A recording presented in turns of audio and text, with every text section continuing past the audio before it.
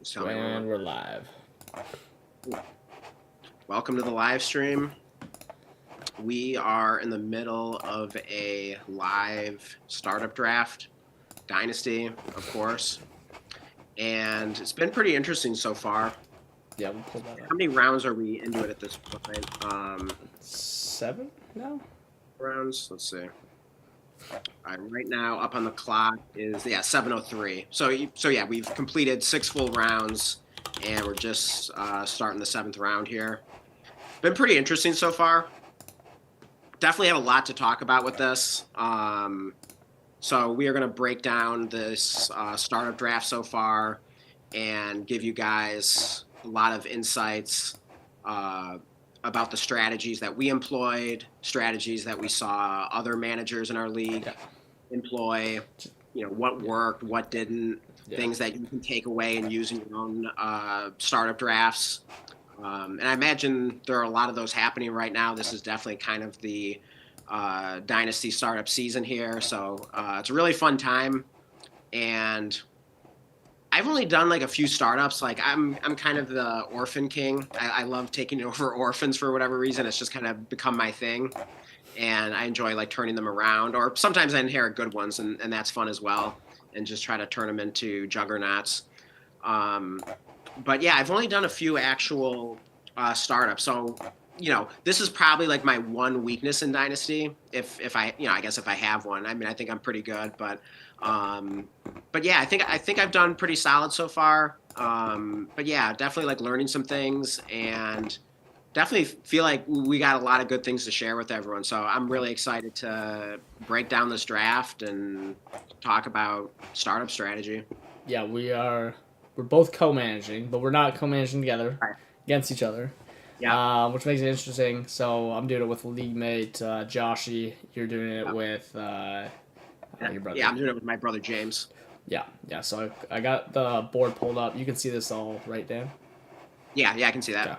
So yeah, so important rules. It's everything's just normal, but it's a 2 PPR for tight end. Start 11. Super flex. That's really all there is for settings. Yeah, full PPR. Tight ends get 2 PPR. Yeah, $100 buy-in is the only thing I think that might be Yeah. relatively important, which isn't. Yeah, and I do think the start 11 is pretty important because that's pretty deep, and Yeah. so like, you're definitely valuing depth in a league like this. Yeah, that's a little bit better. Are you a start 11 or have you played a season in a start 11? A full season. It was that 2 PPR one as well, right? Yeah, I'm in another 2 PPR league. That's a start 11, and then also my what I call the crazy tight end premium league is also That's a start 11. Okay, so yeah, Andrew and I played in this exact same format with our co-commission team, and then I played in this exact format, but 0.5 premium in another Joshy league. Okay. And honestly, in both, even in the 0.5 premium, like, maybe it was my draft strategy, but I really didn't even find any difference between start 10, start 11. I'm sure others maybe did, but maybe it's just the way that I was like playing the draft and it just it never really ended up being an issue, Yeah, I mean, I don't think there's like a huge, like massive difference between a start 10 and start 11. I mean, like, it's just like one player difference, so it's not going to be like massive, but like, it's 12. I think it's total. subtle, but I do think it matters. I think when you start, it starts to matter more if you're comparing like a start 9 versus like start 11, but it still does make a difference, and I think, I think the better managers are factoring that in a little bit more. I mean, it can kind of be like a tiebreaker for certain trades and like whether you want to trade up for the stud or maybe tear down and get a package. So it really only matters if you're a big trade up guy, because if you're a big trade up guy, you'll notice it. If you're just playing normally and making picks or trading back like even just like once in the startup, you're probably not even gonna notice it unless you get killed by injuries. But I don't know. That's just kind of what my experience was. I think another thing is like when you're taking like risky players, whether they're risky due to age, injury, off the field issues, I do think it makes you kind of like think twice because like if this guy flames out or hits the cliff or gets injured or whatever, then all of a sudden you could have like a big hole in your starting lineup, and then you're looking at your bench, and then like what player you putting in place of them. Are you going to like Tutu Atwell at that point, or someone like that? So like, Yeah. it does make you think a little bit more about like maybe leaning toward safety a little bit, perhaps. Yeah. Yeah, for sure. So yeah, this is. I mean, people are able to see the board here. They've probably been taking Yeah. a look while we're talking. Um, Yeah, I mean, should we kind of what's like go through like kind of like the story of this draft like chronologically, or we want to yeah. go a team at a time? What's that? Or we could break it down kind of like a Well, team at a time. We could kind of say we could talk about our well, teams well, first, and yeah. then after Well, maybe highlight like our favorite yeah. starts by other managers. Yeah. We'll do a whole stream, I think, or video or something after Yeah, talking about everyone.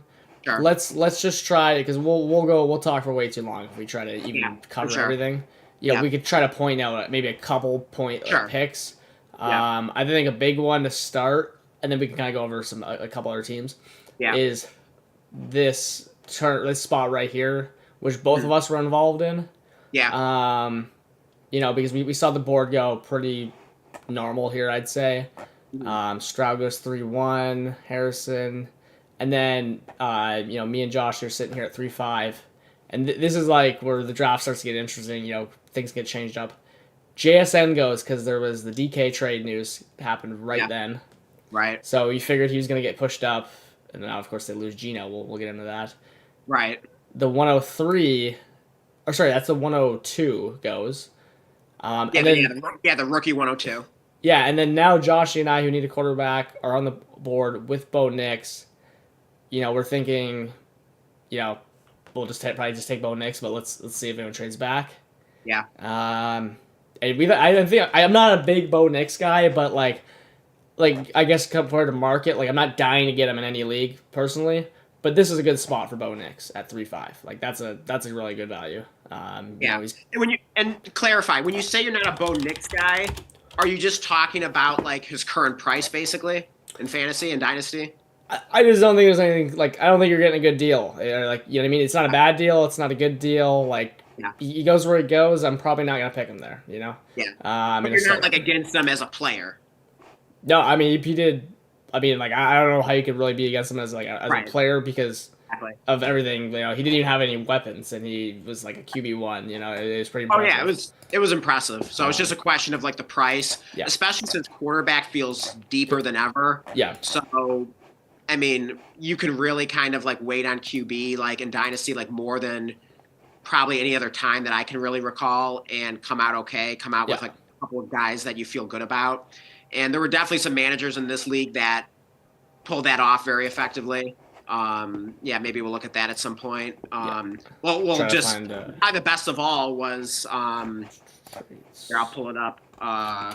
But it was the manager that waited and got Bryce Young and Tua at like the end of round 6 and early round 7. I mean, Yeah. I thought that was just outstanding value. Yeah. And then he was able to load up the rest of his team with like Chase and Jefferson and a couple stud running backs and Brees Hall and Bucky Irving. So, that might be my favorite start in the draft. It's certainly up there. But yeah, I kind of employed a similar strategy. Like I was just sort of like going to take quarterback when the value, fell at a good spot when I was on the clock. And yeah, that was Bo Nix at the 306. And then it was also Baker Mayfield, who I took in the 4th round. I believe it was the 407. And yeah, I mean, I've been pretty high on Baker. I bought some shares of him like last year, like before, the monster season he had. So that felt pretty good. And I still think he's a pretty reasonable price. So I like him in the middle of the 4th. Yeah, I mean, I thought he would go on kind of that turn there, just off what I've seen in startups, and this is both our first startup draft of the season. Yeah. So some Do you thought stuff it'd be more into- like 3-4 turn? I was thinking maybe like more just like a couple picks earlier. Honestly, I mean, Yeah, it's okay. just Yeah. it really just comes to this Colossal guy. He was punting quarterback, taking the running backs there, and then RB took McCarthy. So then boom, there goes Baker on you, and you're obviously gonna take him. And then we were gonna take him too, probably if we basically decided like if he fell to us, we would take him. Yeah. We knew you'd take him. Right. But we were also happy with the rookie pick, which was the 104. So I pulled up to go back to this Knicks trade here. Yeah. So this is I found out the term I was looking for when we were talking about this before, off stream. This trade is my first like true example. Ambiguous. It's like an ambiguous image. But we'll call it the ambiguous trade. And Okay. the ambiguous image, I just pulled up for those who don't know. Yeah. It's like these images where there's like Right. what is it, like an old lady or something and like a duck Yeah. or whatever it is. So Right, that's a it's like- rabbit and a duck. Yeah, depending on how you look at it, you Yeah. can like see like two completely like different things. Yeah. In terms of like what it's a picture of. So. Yeah, exactly. And trades can be like that, but like we'll break this down quickly here and just show you. But originally when I was selling this to Coda, because he wanted to come up for Garrett Wilson, even though we needed to get off Bo Nix. We needed to establish there was a big jump for us to go even just 5 picks, because we had Bo Nix of value there. Okay, but yeah, explain your rationale. So you had Bo Nix fall to the 305. Or I'm sorry, wait, no, yeah, 305, right? Yes. So did you like the value at that point? Like, Oh yeah, that was a good value. Like we didn't expect him to okay. be there. We had no clue he was gonna be there. We wouldn't have never guessed that. Yeah. So what made you want to like trade out of the pick versus just taking the good value of the player that fell to you? Was it just exploring to see if you could get like a king's ransom because Bo Nix was available there? Good starter. I just think it's like you're just there's no reason not to see what you can get. Yeah, Because of course. we would just pick him if we didn't get anything good. But why would we not try to leverage this pick and the position we're in? Exactly. Because the best part is like if we were to trade, if he wasn't on the board, although it's funny because it wasn't him that was on the board that gave us the leverage because he wanted Garrett Wilson. It was just like kind of the combo because we would have taken him. So Coda needs to get us off the pick. So yeah, and did you know that, or was Coda just being secretive about what player? He had 2 quarterbacks, so I figured he would want Garrett Wilson. I mean, Garrett Wilson was it was the next receiver that needed to come off the board in my opinion. So he said he wanted to trade us first. I established because we're trading our 705, and you can see right now there's plenty of players worth a first on the board right now, and you could just take a first right now. You could take the 111, and that's actually what I told him. I said if at worst it's like the 112, maybe it's 111 at that exact pick. Why wouldn't we just take that over your 26 first? And like we value that 705 more than a first. Your first, and you're clearly trying to win if you're trading it, right? So we need to value that like it's like a later first. So now he needs to make up for this gap here, 305 to 310, and a slight gap here in this. So in the 7th into the 1st, right? Yeah, so he's trading up 5 spots, Yeah. so he's got to pay for that, and there are a couple of really good players there, Bo Nix and Garrett Wilson, whichever one he goes with. He has to get paid for the tier drop and to get his first this year into basically like a first this or whatever next year's first into this year's first is essentially what he needed to pay for, right? So we established that like a second, like a mid-second to get off Nix would be the price, and like a late second would be the price for the first thing, like to move his next year's first into this year's.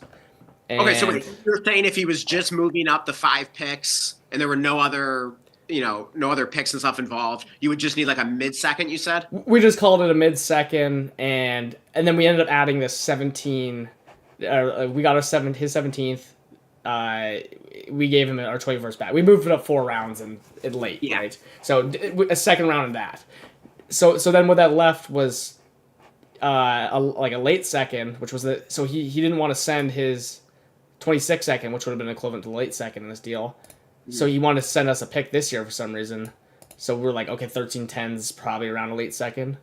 Yeah. So we just took that. So anyways, as the way I just explained it, basically of how this is an ambiguous trade is, I don't know. I mean, when I'm explaining that all sounds pretty fair to me, right? Mm-hmm. Why would we trade a competitor's 4 competitors first next year when we just take a first this year in a good draft class, right? Well, my question is like, how did this deal get so complicated? You got like all these picks on both sides, especially on like the Well- left side, the side that like you're receiving.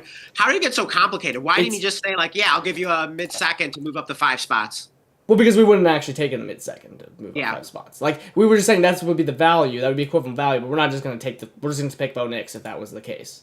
Does Okay, that make so sense? like, I mean, but did you tell him that? Like, did you say that like, essentially like, yeah, this is what it's worth, but I need more. Like, I need an overpay. We I mean, didn't say we needed more. We said we need a bigger deal to happen. Like, we're not just going to take that deal. You know what I mean? Like, it might be fair, but we like the deal with Bo Nix.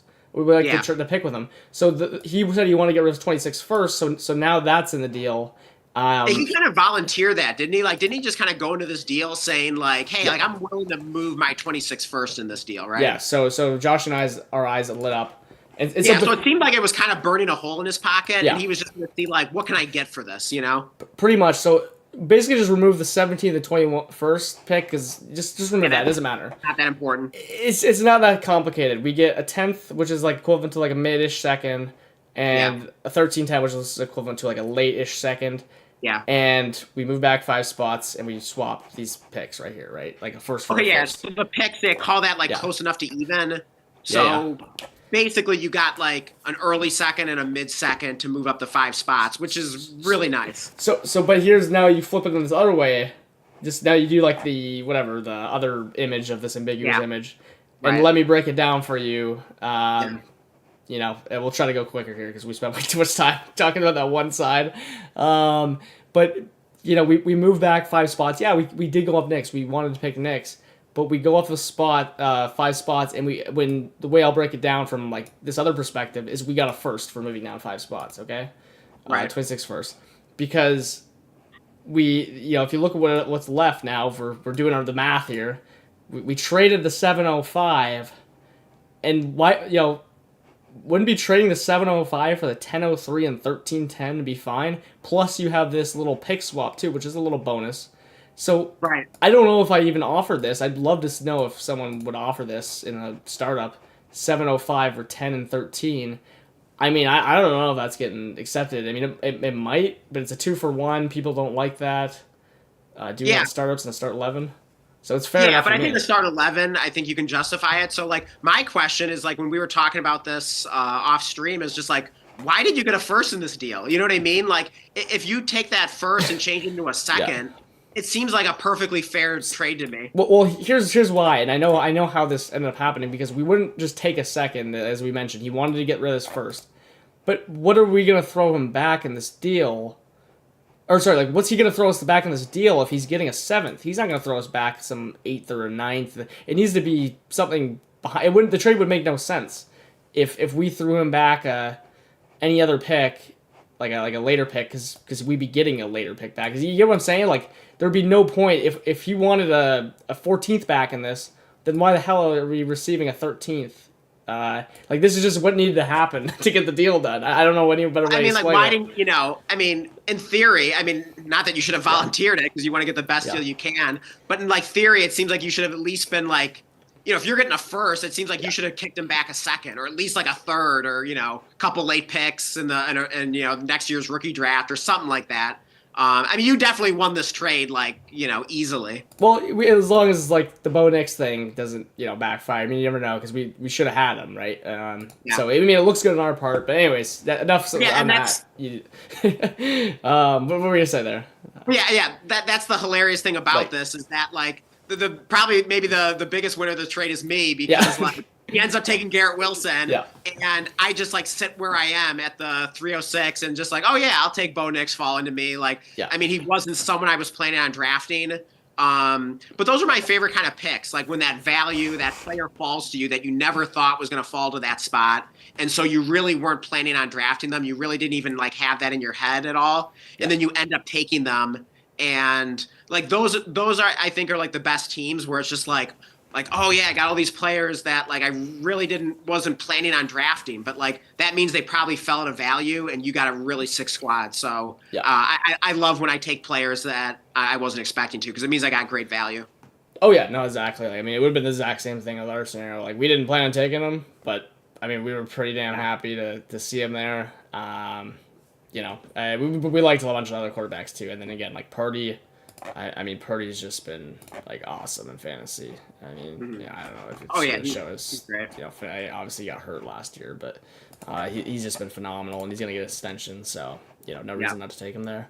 And then another. So let's keep going through here. Nothing really significant, but here's the point. You get on here on the board. Yeah, it seems like Penix all of a sudden, there. like the rookie picks started flying off the board at a certain point. Rookies pick started playing with board. You're looking for a trade back here, but this team is one of the only teams that needs a quarterback. We're sitting here, and we were gonna originally just trade up. We're gonna pay you like a 10th, 9th swap, nothing big, but we ended up we're just like Bryce Young's still on the board. We looked at this guy's Dynasty Daddy profile and his co-managers. They were huge Tua and AR guys. Like I'm talking like 50% on one of them, multiple shares on the other. Looks like Joshy or something. It's like adding players to our queue here. Gotta hide that. But anyways, so we take the risk and we don't trade up for Penix, who I mean I would have loved to have. Joshy wasn't too hot on him. They end up taking him. So we lose our gamble there, perfectly fine because we didn't even really expect him to be there in the first place. Yeah, so we were you and I were trying to orchestrate a trade here so that like you could get Penix, and the deal fell through. You just decided to take your chances. Yeah. I didn't take Penix. I already had my 2 QBs, but the next guy did. And so you didn't get either asset that you wanted, either Penix or the highest rookie pick that was there that I ended up taking. Yeah, it was pretty much the same bet that you would have made by just sitting at your third, and your fourth, because you would have liked to have those players and you obviously picked them. Mm-hmm. And it's rather than trying to trade up a pick or two to jump us or to jump Andrew or something, you just kind of stood there and the quarterback you wanted fell there. We were hoping the same thing would happen, basically. Didn't happen.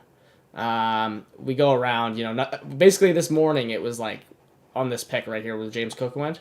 Yeah. And I was just kind of like going through all the teams. I'm going, no one here needs a quarterback. Everyone here has 2 quarterbacks. And there's a lot of good positional players on the skill position players on the board.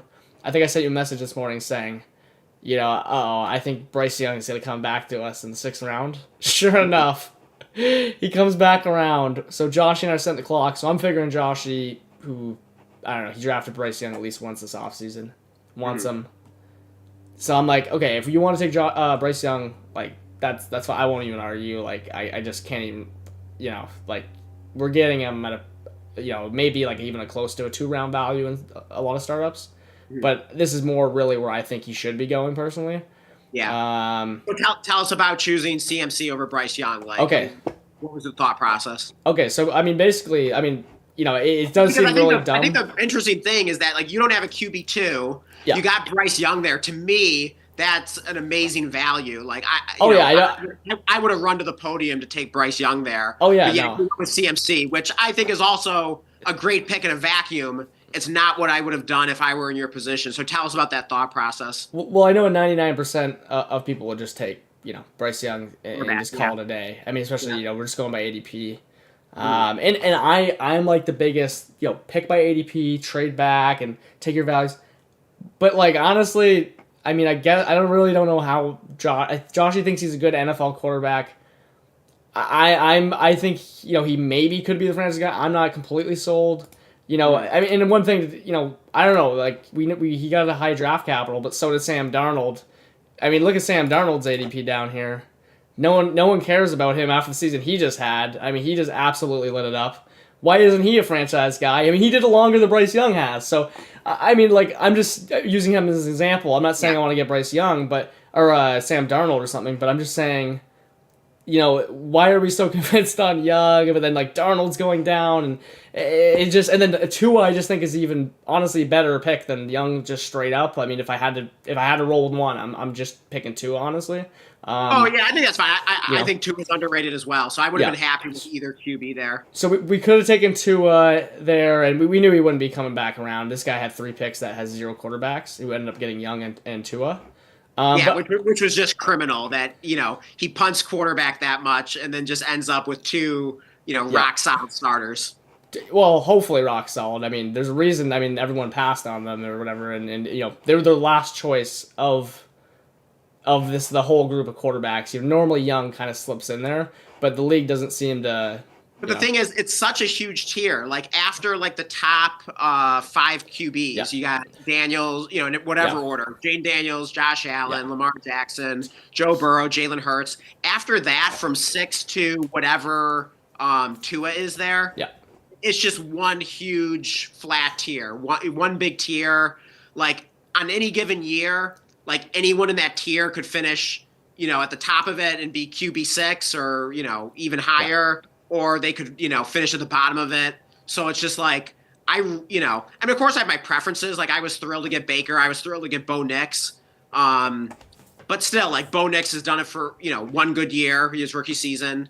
Baker is sort of had like an up and down career, and seems seemingly at his best right now. Just had an incredible season, but it's not like he's a year in year out stud. You know what I mean? So like, I'm happy with like my two QBs, but like if I was able to load up on running back and receiver, like wait, whose team was that? Was that Colossal?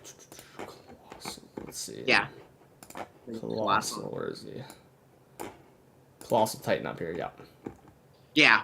I mean, I think that's just such an outstanding start. So yeah, if I'm loaded it like that at receiver and running back, like I am more than happy to have Bryce Young and Tua as my starting QBs. Oh yeah, no, I mean like the price that he paid for them, especially, were really good. I mean, I think it's really actually just what to his ADP. I mean, maybe like where Young went, but for Young, Young again dropped an ADP about 2 full rounds. But here's a good exercise for when just seeing in our startup here how Young went. Do you think if any other quarterback, like if Young was selected by any person here, anybody, Yeah. do you think that Dak, Goff, Penix, McCarthy, Mayfield, any one of those guys, if they slip past us somehow there, which they wouldn't have, Right. do you think that they would have went all the way around here, even if people have 2 quarterbacks and no one trade up to get them? So what are you asking? Like, would someone that already had 2 QBs take a Bryce Young in that round? If it wasn't Bryce Young, if it was Penix, if it was Goff, if it was Dak, if it was literally any other quarterback but Young, do you think he would have survived at all by the time he got around here and through? Did anyone else in that range need a second QB? No one in the range needed a second QB, but do you think he would have went through there, like went through that? I think it's possible because I think at a start 11, it's really hard to justify going like the quarterback horde route and taking 3 in the first handful of rounds and then trying to trade one. Like, I just don't know if that's a winning strategy. So maybe someone would have tried to do it just because they would say, "Oh, that's just too good of a value." They would have said, "Yeah, that's what I'm thinking." Like, probably one person would have done it. Yeah. Somewhat, like, there's no way no one would have taken him, or even someone trade out for him. If someone would have probably, just picked one manager. So probably. Anyways, it just tells me, because if we took Bryce Young, and here's just my whole point of why we just even didn't end up taking Bryce Young, because if we took Bryce Young, what we could have done is we could have tried to like turn him into another quarterback, but like clearly the league doesn't care about Bryce Young. Because he did make it basically 2 full rounds, from his ADP, or he did make it 2 rounds ADP, and then we're just like, there's still plenty of starting quarterbacks down here, and like we'll patch it together, we'll figure it out. Plus, we have 2 rookie picks to cover our ass. Yeah. By the way, we just had a live pick here happen on the stream. Chase Brown went at the 703 there. So okay, I'm glad Shuba went, because I was looking at ADP and I was like. I know Chase Brown was amazing also. Oh, I'd easily take Chuba Hubbard just because, like, he's one of the most insulated, non-elite but really good starting running backs in the NFL that, you do not have to sweat the NFL draft whatsoever. Yeah. Like, they just took Jonathan Brooks in the first round. He tears his ACL for the second time. Like, that's the most, like, perfect situation. And then Chuba signs a big contract extension with the Panthers. That is such a good situation for a running back in fantasy right before the NFL draft because you just have nothing to sweat. Yeah, that's exactly how I feel. I mean, I'm sure they could add someone, but it's probably not going to be early. Worst case scenario, they like probably sign like someone in free agency to be the RB2 there, like a Rico Dottle or something. And okay, worst case, maybe Dottle gets like 40% of the touches or whatever, but realistically, Chuba's going to be the workhorse. Yeah, exactly. And then Chase Brown. I mean, that's the thing. We know Chase Brown scores fantasy points if he, survives. I mean, he basically needs to like run through, what is it, like no man's land in like on the beaches of Normandy or something. Right. I mean, that's basically his path to like being a starting running back. Right. And he's a Canadian guy. I would want to root for him. His draft capital is 5th round in the NFL draft. Fourth. He at least got the 4th. Yeah, he did. He at least got 4th. Okay, but it was 4th, so which isn't terrible. Ricky Pearsall just went. I had my eye on him. Yeah, we also had our eye, which I guess you would have ended up picking him before us, but we did have our eye on Pearsall, which after the Debo trade. But I mean, I might be making a live pick here on the stream. Yeah. Cool. Oh yeah, he's got one more pick, and then I'm on the clock. So so Josh and I, because we basically traded, we is it not like a fair value? Like, would you trade K9 for a 26 first, or like right now, like in a startup? Like, if you just have K9 as your RB1, I don't see a reason. I mean, it really depends on context. Am I contending? Am I rebuilding? Like, let's just say we're not rebuilding because. I don't know. We're not donating money. Kenneth Walker is my RB1 on my dynasty team. Whatever, RB1, RB3, whatever. It's just like you have them on your board. Would you trade this pick right now for Coda's 26 first straight up? Yeah, if I don't need Kenneth Walker, if he's like my RB3 and I feel good enough about my flex spots using like receivers, tight ends, whatever. If I don't really need Kenneth Walker, I'd move him for a random 26 first. What if you needed him? I mean, whatever the kick scenario is, where you needed Pickens, or I don't think I mean, you're a Lions fan. Well, I guess it just depends on how I want to roster construct. Yeah. If I want to really like build around receiver, if I kind of think like Kenneth Walker is probably never going to go up in value, and I think I can like buy low on like a George Pickens or Xavier Worthy or someone like that. Yeah, I would absolutely have no hesitation about trading Kenneth Walker, getting the pick here, and picking a receiver or whatever. I think value. The better question is just like, would you trade what's on this board? Like, would you trade this pick for the first? Like, they did not. I see. I would just say like K9, Pickens are probably like the best guys on the board right now. You don't really like AR, so. I mean, I feel like I'd want like some leverage, like at least give me like a late pick in the startup, so I'm getting like the same number of startup picks back, that I'm giving away. So I would take like a 20th rounder, 20th round startup pick, 2026 first or something like that, or even if they'll only give me the 25th or 30th round. You take it? Okay, that would do it. I mean, I gotta get some 30ths going to you. I'm just saying, like, if I would do it straight up for the first, then like, just throw me a late pick. You know what I mean? Okay, that's fair. I mean, I like getting people's 21st. Like, I like taking the gamble. I was saying when we were negotiating the deal, and you're asking how like the deal came to be that like, what it was. Like we knew there would be a player like this. The 111's up there, K9's up there, Pickens is up there. So we knew there was gonna be stuff for the first this year.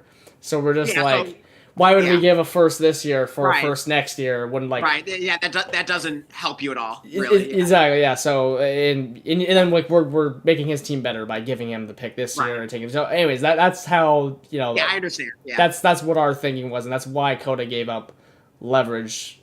It's weird. Like this really is the whatever you called it, the ambiguous trade. The ambiguous trade, because like. Moments earlier when we were talking about it, it just seemed like you kind of, scam Coda. But now talking about it now, it's like, oh yeah, well that makes sense. That's fair. Yeah. That's what I mean. Everything added up. Like the ultimate paradox. Exactly. That's what I'm saying. Everything added up from his perspective.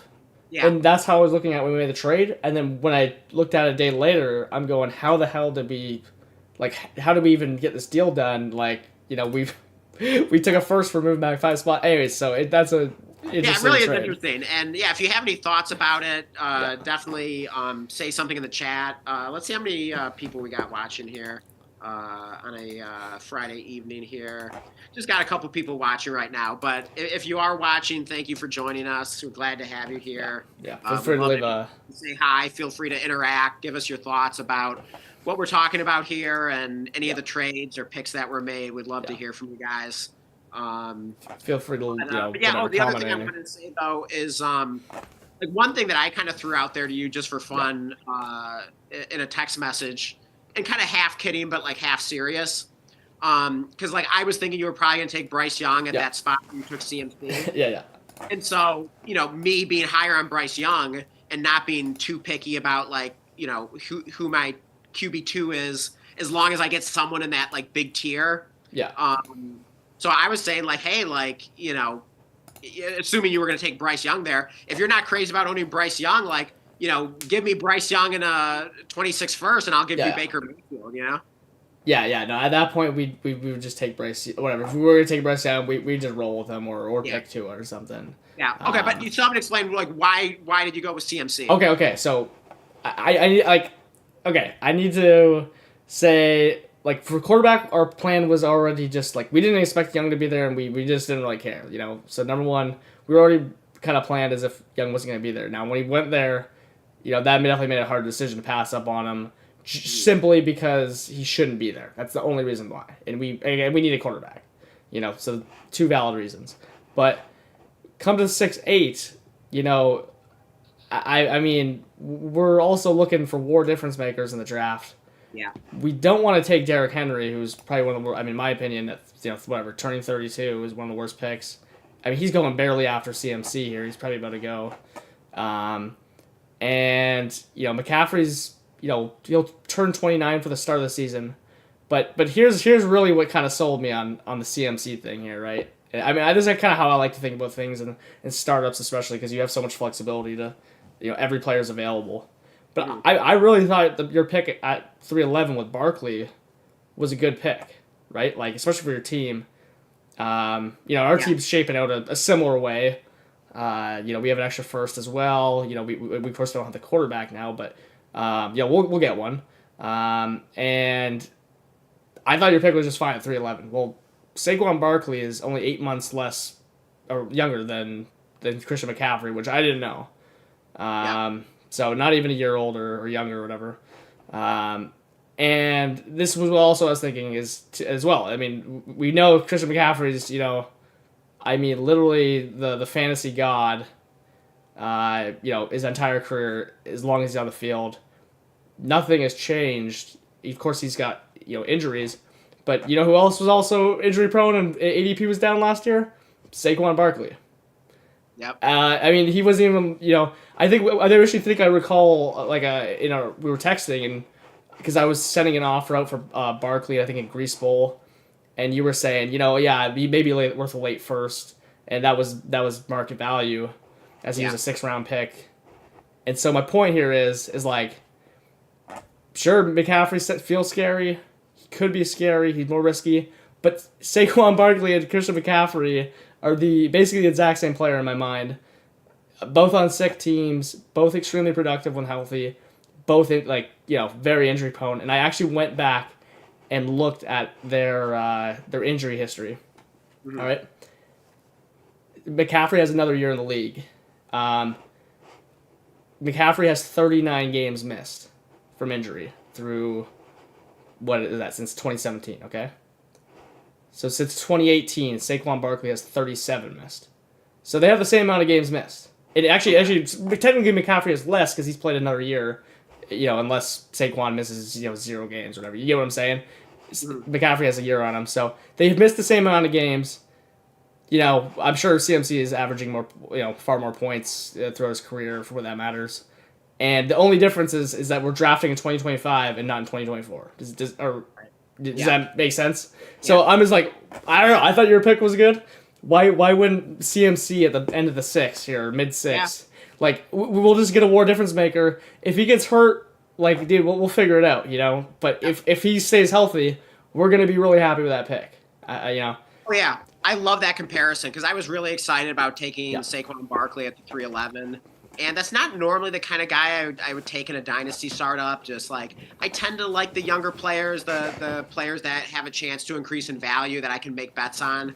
But Saquon just seemed to fit my team so perfectly because I did 3 trade backs, early in the draft. Yeah. And so basically, I didn't take a player or make a pick until the late second, where I took Lad McConkey at the 211. So basically, what I was looking at, and then of course, I took Bo Nix at the 306, and then I was on the clock for my third pick at the 311. And at that point, it's like, I gained some, I basically like gained some extra picks in this like range between like the 211 and the 503. I think it was. I had like 6 picks in that range, which was cool. That I got some of those from the trade downs, and then I'd also acquired an extra 26 first, an extra 26 second, which is great. But like I was looking for that war difference maker that can just like win me a week, and I was able to get that in the late third just because of his age. But he just signed that contract extension with the Eagles. And I don't think they have any outs in the contract. So he's pretty much like guaranteed to be there through like 2027. At least that's my impression. And I mean, just what a stud he was last year. So, it's not the bet I would normally make, but it was just kind of a fun pick. And I'm just hoping he can do it, be a lead for another like year or two. At least be like really good for like another like 2 to 3 years. And if he is, like, I think I'll be happy I made that pick. Yeah. And I'm hoping he makes me a contender and I can win a championship. So I'm just kind of going for it with that pick there. Yeah. Oh yeah. I mean, I thought it was like, especially looking at your team, like I thought it fit your team well. And that's, by the way, that was I think the latest I ever saw McCaffrey fall last year was 312 in a league where I picked him. I was the like one league where I decided to take McCaffrey like that in a startup. Yeah. And anyway, so my point is, I think Barkley's priced right. Remember the year that CMC just came off in 2023 was absurd. I actually don't know what was better, Barkley or CMC. I'm gonna assume it was CMC. Actually, we'll take a look at that now because I'm a little interested now. Yeah. While you're looking for that, I love the comparison though. With your CMC pick to like my Barkley pick, because you're right, like you're getting like a very similar player, like a stud fantasy running back, similar age, similar production, similar peaks in their career where they're just like absolute game changers, league winners, and you're getting him in the late, mid to late 6th round. So I love the gamble on that. I mean, you're certainly nervous drafting CMC, but at this price, like I think it's a great gamble. So I love the pick. Yeah, I mean, really the only difference for me is if we literally just flipped the last 2 years for these guys, and it was the CMC nuts, but he missed his 2024, whatever 3, I guess, due to injury kind of thing. Like McCaffrey would be right there, and I Barkley had some issues, I think. Not this past year, but the year before with his ankle and stuff like that, and here and there injuries. But that's why he was going 6. So if we, neither of them have had surgery this year. Like none of them have had anything like that. And that was right in the past 2 seasons. Like because Barkley's was 2 years ago, McCaffrey's 1. My whole point is like you're getting him 3 rounds later. Just because what's happened, I don't know. I mean, it could backfire, but it's kind of like the Penix thing. It could backfire. I like my odds on it. I think you win this bet more than often. Yeah, well, I think like this is the year. This is like the year you want to buy like a CMC. Like if anything, like I could really argue against my Saquon pick and for your McCaffrey pick because like when you go like chasing like the older running back that that's what it.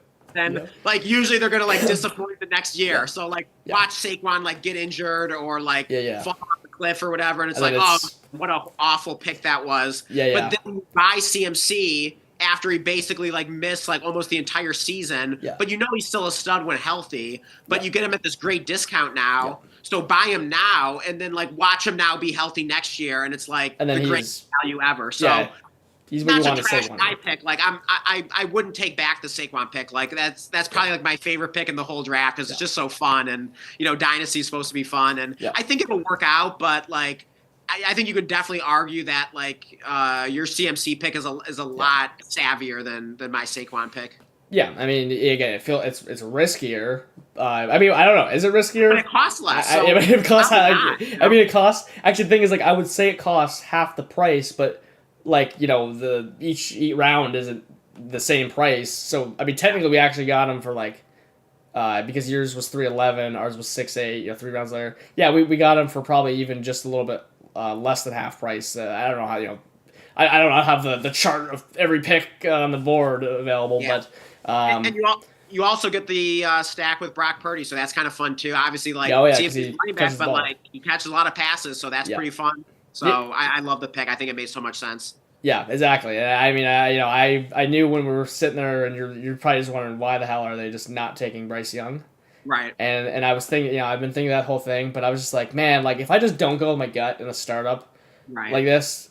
And we just pick Bryce Young and he gets benched or something, and because the thing is, like, if Bryce Young just keeps his job, hey man, like I'm not gonna really regret that. The only reason I'm gonna regret him if he has a Bo Nix type season, that's the only way I'm gonna regret not taking him there. We'll figure it out. But also, I wanted to bring up some Bryce Young lore. I wrote it because I was gonna like bring this up mysteriously. Okay. Whatever. Like it could have been anyone, but wait. Let me pull my phone up just because I want to see what I had written down. And this is before he was even available at 6'8" here. Okay. I was doing this. But Bryce Young, I just thought this was interesting in his stretch of games because he did have like 21 points per game. And I have some comparisons also to Tua here real quick, but I'll start. He had 6 rushing touchdowns on 43 attempts. Okay. This is Bryce Young. This is Bryce Young. You can see it at the bottom there. So that's a rushing TD every 7 rush attempts.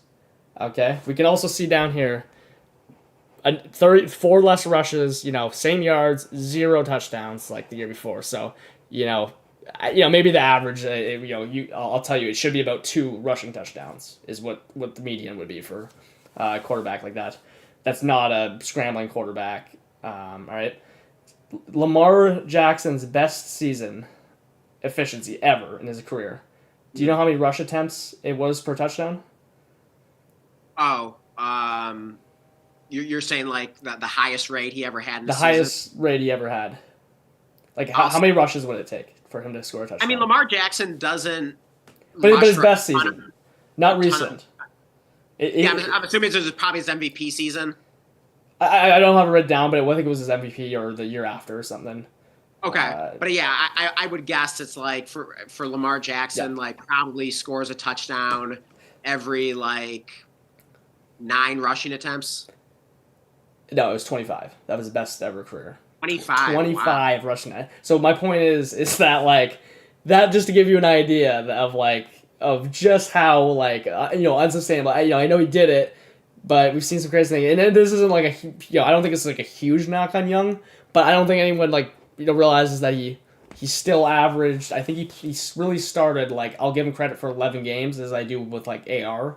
Like I'm not gonna count the ones where he played 7% of the snaps or whatever the hell, right? I think it was 11 games, and he threw 15 touchdowns. So I mean that's all right.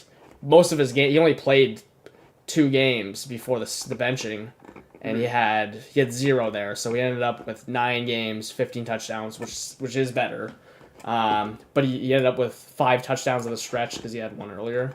So my point, anyways, I was looking at other quarterbacks as well. Jalen Hurts is like the most rushing, percentage quarterback. Like he'll have the least attempts per touchdown. His is like 11. I mean, he's like literally the outlier. So.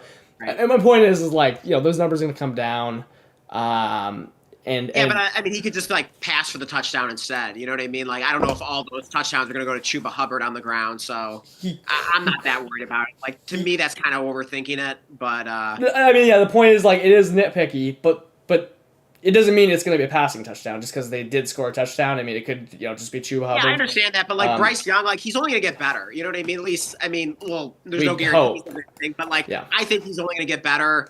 I think he had to kind of figure out like how to be a good NFL quarterback while being short. I think it took Drew Brees a while to figure that out. It took him a few years, and so like Bryce Young, it seems like he's starting to figure it out after just a year and a half. So like, I'm just trying to challenge the Bryce Young ADP is all I'm trying to do.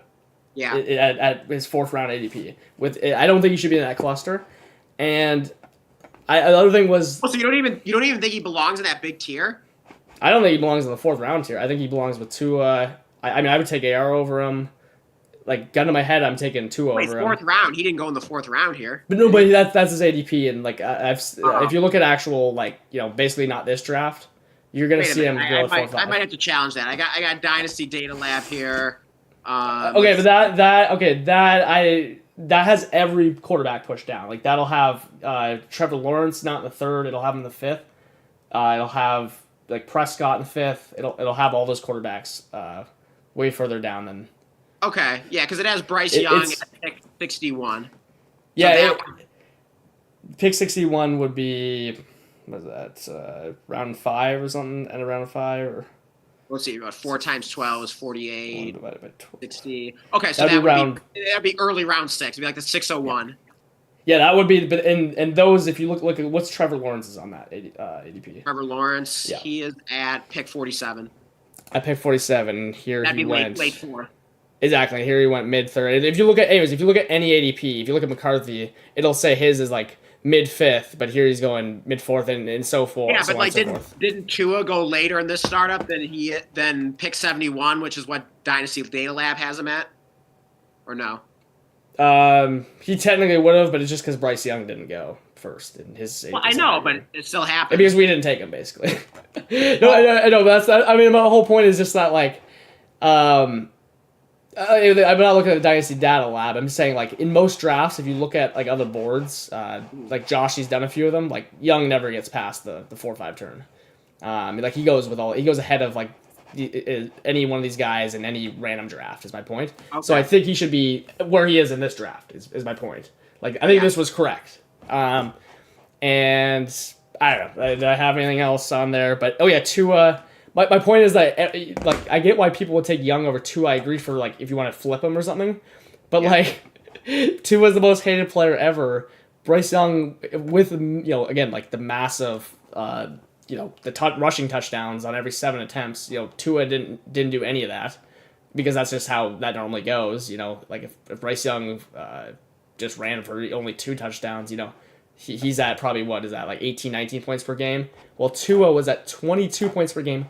Post-concussion on the bad Dolphins. They actually were winning with him. Yeah, I mean, like, I'm kind of a Tua guy in Dynasty because I just think he's underrated, undervalued. Yeah. Like, he can actually put up spike weeks, at least in 6-point passing touchdown leagues. I'm not worried about him getting benched. Like, that's the difference for me, too, of, like, Tua over Young. I get that Young, we can be convinced that he's young again. But like Tua, it doesn't matter. It's like he's getting better now with the concussions for fantasy, at least. We need to get another one so we can get 24 points per game. But and if I really believe like this much, the only reason we didn't take him is because no one wants Tua ever, and this colossal guy is a complete wild card. Like I didn't see he had that pick there, but I was assuming had he. Like I saw he didn't have this pick, I think, unless they traded up. I don't know, but. Point was like we could have moved up for Tua if we saw him keep tumbling as Bryce did, and we would have been happy to do that. But like Tua, what was your quarterback strategy? Like, were you just like looking for value in terms of like how you like certain players and how they've produced? Like what was your strategy going in with like filling out like your 2 starting QBs? Our strategy would have been the exact same as yours, and it would have ended up basically like if we flipped positions and then you made that trade and happily made that Coda trade, we would have your quarterback room right now. Yeah, you know what I mean. So the difference was we made that trade, and then did end up taking Purdy, but then you know, it just see Joshy wasn't a big fan of Penix and Prescott, and you know we both like Goff, but you know what did we end up taking? We just wanted the rookie pick, you know, and you know that was like the 104 or something or 5. Yeah. Oh, sorry, I think that was the 106, but we were just happy to take that, see what the hell happens. And then, you know, there's these other quarterbacks. Like, we're going to figure it out with that. Whether it works or not, we'll find out. That's kind of like the fun in this build. Like, to me, is that normally I would never do this and take, you know, whatever, the McCaffrey, the feeling like a risky pick, and I would just take the quarterback. But, man, if we were to hit on a quarterback down here, I mean, and, you know, we made that McCaffrey pick, you know, now we're in business, right? So... yeah, I mean, I get no one will ever do what we basically just did. Yeah. But I explained our McCaffrey case over Barkley, and here's a question for you too. Not to like again, I liked your pick, and Barkley's the healthy one, so that's where he should be going. But Right. you know, with how far McCaffrey went, would you take a first in McCaffrey? Like, let's just call it Coda's 26 first, because that's what we were talking about that. Right. Would you take that first in McCaffrey for Barkley? Like, if that was offered you right now. I mean, the process of that is so good. I mean, I feel like Yeah. you would need to. I mean, CMC does make me nervous, though. I feel like there's a better chance. There is a better chance. Yeah. I feel like there's a better chance that he disappoints, gets injured, and it's just a headache.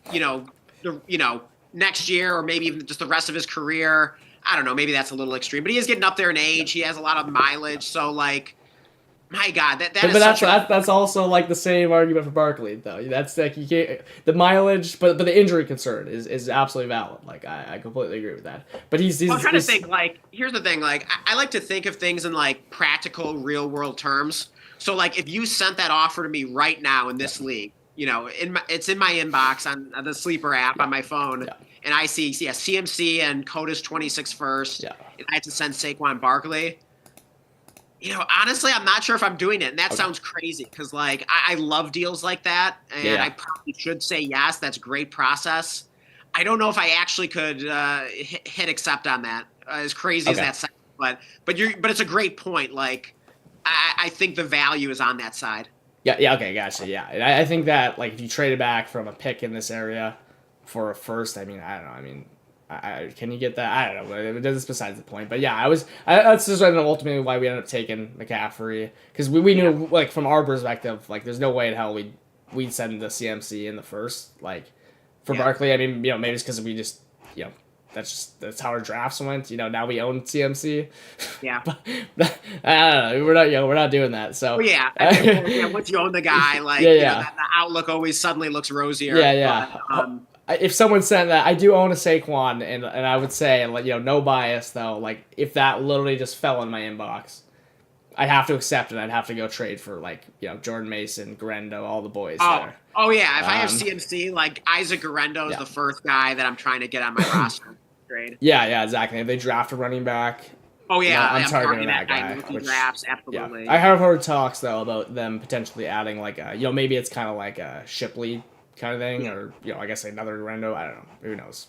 Niners sources or something. But, anyways, I don't know. Enough of the CMC stuff. That's just how we got there. My consensus. I want Tua for scoring fantasy points over Young. Ultimately, all that for those factored into us leaving him on the board, and then Colossal Tighten Up gets a good. You know, if he likes Young, he got happy. I mean, he was also passing up on Young as well, but. You know, he ended up with him. Yeah.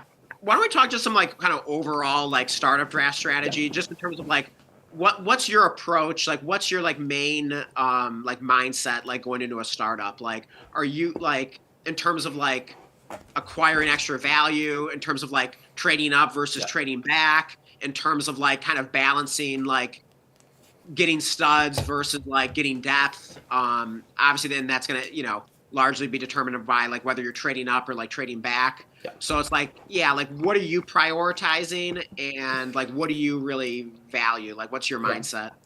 Well, we were talking about like, just in this draft or in all drafts ever I've done or let's say in this draft specifically because that's what we're breaking down here. Yeah. Gotcha. How did you go into this specifically? well, very open minded because it was my first. Josh, he had all the startup experience. He's already done like 4 of them or something.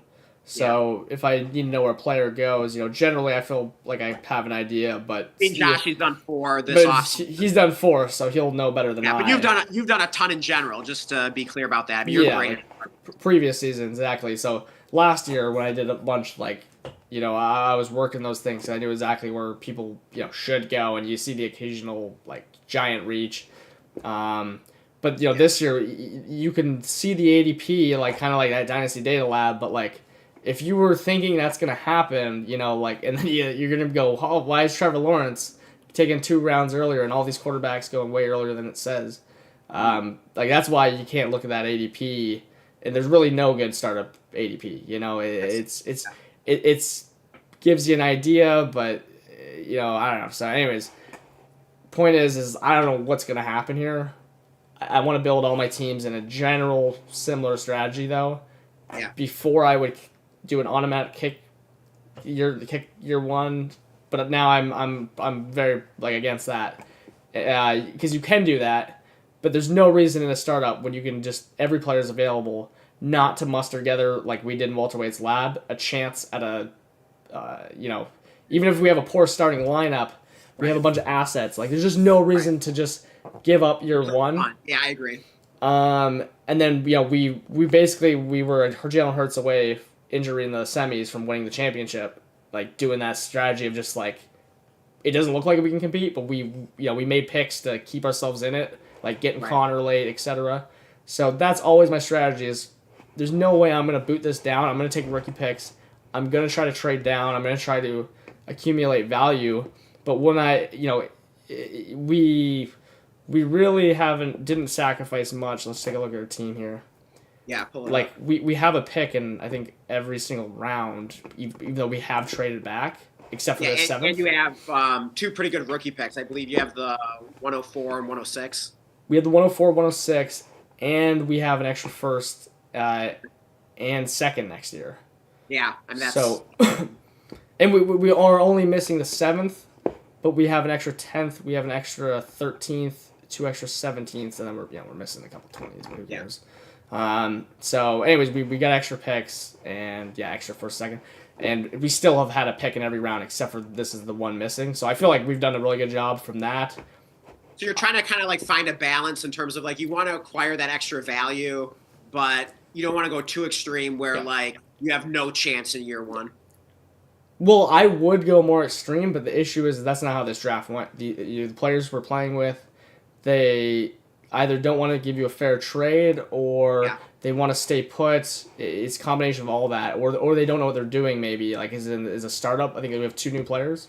I see. So yeah, you were forced to stick and pick more than maybe you would have liked, and then as a result, you end up with more studs by this point in the draft and a better chance of contending, even if you would have pushed the limits a bit more in a perfect world and tried to gain some more value. If we could have, in some leagues are like this, if we could have traded back off every single pick, like we probably would have done that and just like kept going back. And and have you done a single trade up yet? No, the Penix one would have been our only one. But it fell through. So exactly. That's interesting because I think our strategies are pretty similar. Because I've done multiple trades, but they were all trade backs. I haven't done a single trade up. So it's like I'm just trying to accumulate value. Yeah. And similar to you, like I'm just trying to have my cake and eat it too. Like I want to contend year 1 and I want to create like future value and just accumulate this like war chest of like extra value that like I can turn this into hopefully a dynasty. I mean, that's the name of the game, right? Like I want to be one of the best teams that's like in the running to win the championship year after year after year. I mean, that's the goal. You really want to create that literal dynasty. So, but I don't want to punt year 1 and just like donate my money for the first year because like the best anything happens. So you want to contend as many years as you possibly can. Can you imagine you did a startup this past year and you drafted Bo Nix and Baker Mayfield and you took some random like Bucky Irving and stuff like that, but because you committed to the rebuild. Right. And maybe you had Brian. I'm just like listing some names that were not even like top 5 round. Yeah, starter picks. Like these guys are all going after the 5th round and stuff. Yeah.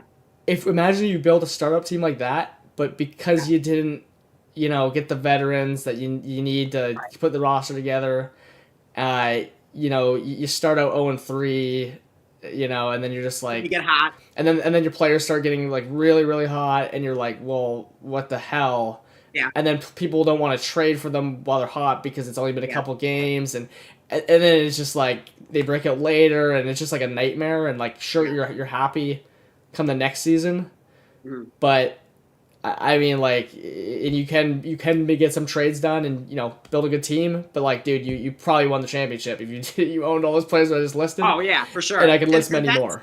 that's one of my favorite outcomes when you contend by accident. Like, so you're not going all in, you're not like trading all your future picks and trying to get like all like the studs and trying to like just like take down the championship in year one. Yeah. But like you're building future value, you're accumulating that extra value by doing these like tier downs, trade backs, and the startup. But your team is just good enough to where, if a few of the bets you've made pay off and a few guys surpass expectations, relative to the market, and you get a little luck, all of a sudden, like, you're contending by accident, essentially. Yeah, you Although could it's not a be- complete accident because, Yeah. like, you've given yourself that chance intentionally. But from the outside, like, someone, else looking at your team would probably say, like, oh, yeah, you're just rebuilding. And then it's like, oh, crap, like, how the heck did you make the playoffs and now, like, you're in the championship? And, oh, shoot, you won it. Like, how the heck did that happen? So that's my favorite outcome, when you're, like, you're more prioritizing the future, but you're giving yourself just enough of a chance to like have a chance to contend. And then if you end up contending by accident, like, that's my favorite outcome in all of Dynasty. 100%. Like, we need to get like a good, I don't know, like patented name there. But like, for now, Right. we can call it like the accidental championship or something. Like, I don't know, Yeah, something like that, yeah. But like, if you build a team like that, and things actually go bad and your players get hurt and whatever, and you need to wait till next year, then you can sell left. Like, that's the thing. Like, people think you need to go all in, or you need to go all young. Like so many people think that in draft like that. Yeah. And it's just nuts because, okay, what if you drafted, what was a good veteran last year? Like, I guess Kittle and Henry, because I did that in the league. Yeah. And if things go south, well, you can trade them for an absolute boatload. I get it. If they get hurt, they lose value and stuff. But like, come on, like, there's that's the outcome for every single player. So if you're competing, you can still sell your vets. You may not be every one of them. So there's just not really like too much risk in adding these veterans to your lineup at reasonable prices. Yeah. Maybe don't get the most expensive ones. That's kind of the whole point of the damn strategy. So there's really just like no downside to building like. Yeah, I mean, the only risk is that, like, if you push it too far, then like almost inevitably, like, you're gonna start the season slow because your starting lineup just doesn't stack up against most of the rest of the league, and then you end up starting like 1-4, and then at that point it's just like, okay, I guess we're just kind of gonna rebuild now, and then like it's kind of like a self-fulfilling prophecy at that point. So you do have to kind of like walk that tightrope and just find that like happy medium where you have like just enough of a chance that's like actually reasonable, So like, I think it's just kind of gut feel and experience that kind of tells you like where that, happy medium is. But I think that that's kind of the challenge, is not, pushing it too far. The best part about the strategy, without going into all these specific details, is the fact that when you're doing it like how we do it, and we're not trading up, maybe an occasional trade up, but we're trading down constantly. Well, what's happening? You have all these picks in your back pocket for future years for buying power if you do get in that scenario. So you're covered there to get, if you do it in certain drafts, like, we bought Jamar Chase and we still had first kicking around, Like, and then, I mean, that was a great example. I don't know if it gets better than that. And then, because I mean, just to respond to that, like, it just shows you how like draft picks are just like money in Dynasty. It is, what I mean? Like, you go shopping for players, like, you know what? Like, I think I'm gonna, maybe buy a Jamar Chase, and obviously with a stud like that, easier said than done. So we were fortunate that we were able to pull it off at a halfway reasonable price, though it wasn't cheap. That's for sure. But when you've built up this like treasure trove of extra firsts and seconds and all this kind of stuff. It's like you just use it as currency and you just buy a Jamar Chase, and it's a very like just fun and empowering thing to do. And actually, before we bought Jamar Chase, even more of an example. Yeah. T. Higgins was down. None of us really cared about T. Higgins, Nope. but we realized that we were missing a receiver on a roster in order to like trade up to a Jamar Chase type player. Right. Yeah, so, we needed to be within striking distance to tier up. So like T. Higgins was that like perfect placeholder. Yeah. He was like hurt. We sent out multiple offers to different owners, and then we sent like 2 seconds, and I think Greg Dortch maybe was like.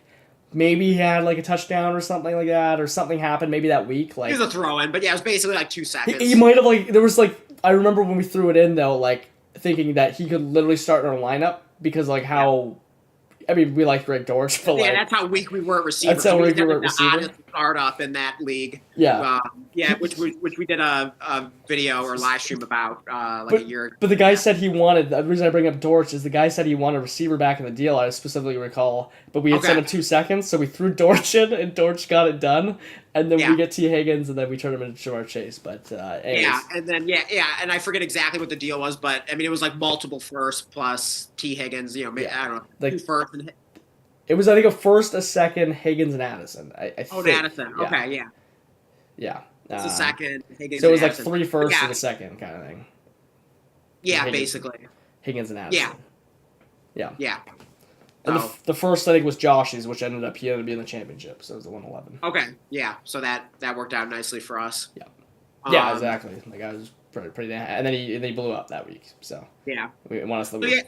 Yeah. So pretty much, I mean, we have very similar strategies. Yeah. So, and I mean, our team builds look a little different, but I think that's more about just being like, just the way being at different spots, even though we're at a similar place on the board, but like, different trades work out and then we end up at, different places on the board and everything like that. And we're just sort of taking the value that falls, trading down when we can. So like our builds end up different, but like, I'm very happy with like my start to this.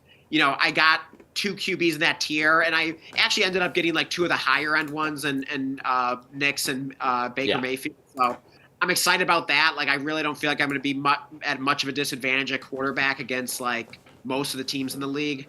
And then I mean, of course, Ladd's my guy. He's basically Garrett Wilson if he was playing with Justin Herbert and had no target competition. So I love Ladd. I didn't have any Rashee Rice shares, and so that was just kind of like a fun roll of the dice. I mean, like, we know he's a stud when he's healthy and available and on the football field. And I got some, I don't know if you call it inside information, but, my dad's a retired family physician, and he in my opinion, he's the GOAT. So I asked him for some, injury opinions on some of these fantasy players, and he basically has no concern about Rashee Rice's injury. So it's really just the suspension. So just decided to roll the dice there, and just kind of wanted to get a share of Rashee Rice. It was just a perfect spot to do it in the startup. And then if you scroll down, of course I got Saquon. We talked about that. And then I got the rookie 105. Yeah. It was just the best value on the board. Yeah. And I don't know if I'll make the pick. I might trade it for one of the guys I was considering on the clock at that spot, plus something else, which is something I like to do a lot.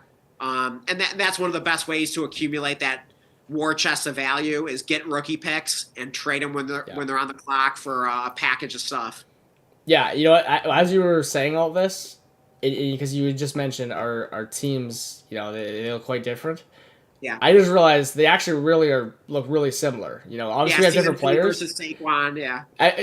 But again, like Bo Nix versus Purdy. I'd rather Nix, but I still think they're really similar. I mean, that's why we ended up getting that whole situation. Yeah. CMC versus Barkley could be a lot more similar than ADP. Also we have Neighbors over McConkey. Yeah. Nico over Rice. We don't have a quarterback too. You have the 105, but we own the 104 and 6. Yeah, we both have. It actually is very similar. And we both have 2 firsts, Oh, sorry. All right, Two an first extra next 23 year. first, an extra And 26 21st second. second, Yeah. and then I don't know how you're doing on like extra picks down here, but we have a few, and I don't know. I don't you think I have signed any other extra picks in the late Okay, you startups. got all though. yours. But yeah, a few minor differences, but yeah, it's So, actually very, very similar. So that's, If we just took Bryce Young, I guess. yeah, then it's like the same. Yeah, Then pretty it's much. like if we instead of the rookie pick or Penix or something, then we have basically the same build. Yeah. Completely unintentionally. Yeah. And that's funny because like honestly, like we haven't even like I mean, we're always like talking dynasty. I mean, like we're obsessed. Yeah. But like I feel like we haven't even like talked like a ton of like startup strategy just like in our phone conversations and stuff. I mean, of course some, but like you know, we just naturally just kind of have like the same similar strategy in startups. So it's kind of funny how I guess great minds think alike, perhaps. Oh yeah, no, exactly. Like, yeah, I just couldn't believe actually when I was looking at it that if we basically taken Penix Yeah, it's like the instead of the same. rookie pick, we literally have all the same positions. Like, Yeah. you have a better, but this and that, and then we have better Yeah. receivers and Exactly, whatever. but yeah, it all kind of like balances out where they're pretty similar in value, I think. Yeah, that's pretty crazy. Yeah, but we're both like choosing to like build around quarterback, build around wide receiver, kind of fade running back a little bit, but then look for that one calculated Hammer, spot to get that war difference maker. So yeah, we're on the exact same page. Yeah, exactly. Like, you see, there's not too many quarterbacks yet. We do like, we'll be interested. We didn't really honestly like. You can't have a plan in these early rounds. I know Josh was thinking more because he had more experience about specific things, but it's just like not like that in a startup. You can't just say I want to do this and that. You just kind of got to take what you can get. Yeah, you gotta let the draft fall to you. You gotta let see what the draft take what the draft gives you. And you gotta be willing to adjust your plan and basically just like be flexible and just like we were talking about. Like I wasn't planning on drafting Bo Nix, but I was so excited when he fell. So like that's when you got to change your plan there. Yeah, no, exactly. Like I mean, I've felt pretty, like pretty. I would have been happy to get Nix, but we didn't even get to really pick our spot there. Like we didn't even plan on picking CMC, and all of a sudden he's there, and I think I made a good argument for a CMC pick, especially just getting him where we did. But yeah, as the draft's been falling, like now this is where I start to get more of an idea after the first 5 or 6 rounds. It's just like you just don't know what the hell is going to happen. I'm going to try to trade off every pick. I have a general idea, but now I'm like, okay, now we can start to pinpoint specific ADPs. This would be the area where maybe you trade up, like if there's something very specific. Or you just kind of keep going the flow, but I don't know. I just find it's more simple it's just easier to identify like how your team's now going to shape out. Does that make sense? Versus this is like the Wild West. Yeah, because like now we have so much information about like people's teams. Yeah, people's like, tendencies, like how they like to build their teams, like who are the good trade partners and what kind of trades they like to do, and then also like. With teams now having like quarterbacks, it's like okay, like when Cota was on the board, and I'm like, he's probably gonna take Zay Flowers because he got Lamar Jackson. Sure enough, he did. Okay, so that's like just little things like that. You just get a better sense of the lay of the land and what's gonna happen. So, and also simultaneously, like you typically see less trading like the longer the draft goes on. So, like, what's kind of like your strategy, like the rest of the way here at this point? We have the information, the data, the tendencies of our league mates, the landscape, so to speak. We've each have done a lot of trades, but there might not be as many opportunities because a lot of these tiers feel like really big and flat. Yeah. So, like, what's kind of your approach the rest of the way? Well, I guess we'll find out. I guess we'll never know. No, but I mean, you don't need to share it. No. We are competing against each other. No. It doesn't matter if what I say. Like, you know what I mean. I'm not gonna tell you like if we have a guy in mind. I'm not gonna say like we're gonna draft this guy or anything. But because that's not even how dynasty startups work. But the rest of the way, we got to sit through this round. I mean, very specifically to us right now, we got to wait for this 8-8. But we'll keep an eye. I mean, right? Like if there's someone like really falling here, that was kind of the thing. Like, yeah, like would you trade up if you saw some great value fall and you saw a chance to come in and pounce and grab a guy, trade up? Sure, yeah. I mean, if like, for example, if I mean, he passed on quarterback a million times, just like us. So, and I noticed this first startup right now. Like this is this guy's first startup, so I have no idea what he's gonna do. So if he just wanted to pass on quarterback, there's a good chance Tua keeps tumbling down here, and then that's what we would have done. But for the rest of these positions, I don't know. I don't think there's nothing that's like a crazy value on the board. We'll keep an eye on it, but when we start getting these later rounds here, now I'm looking at my team very specifically. Obviously there's a 2 PPR. You don't want to be too empty on tight ends. So we're starting to look at that and just like fill out. Like we want to get young pieces in the lineup. That we've done a good job of that already.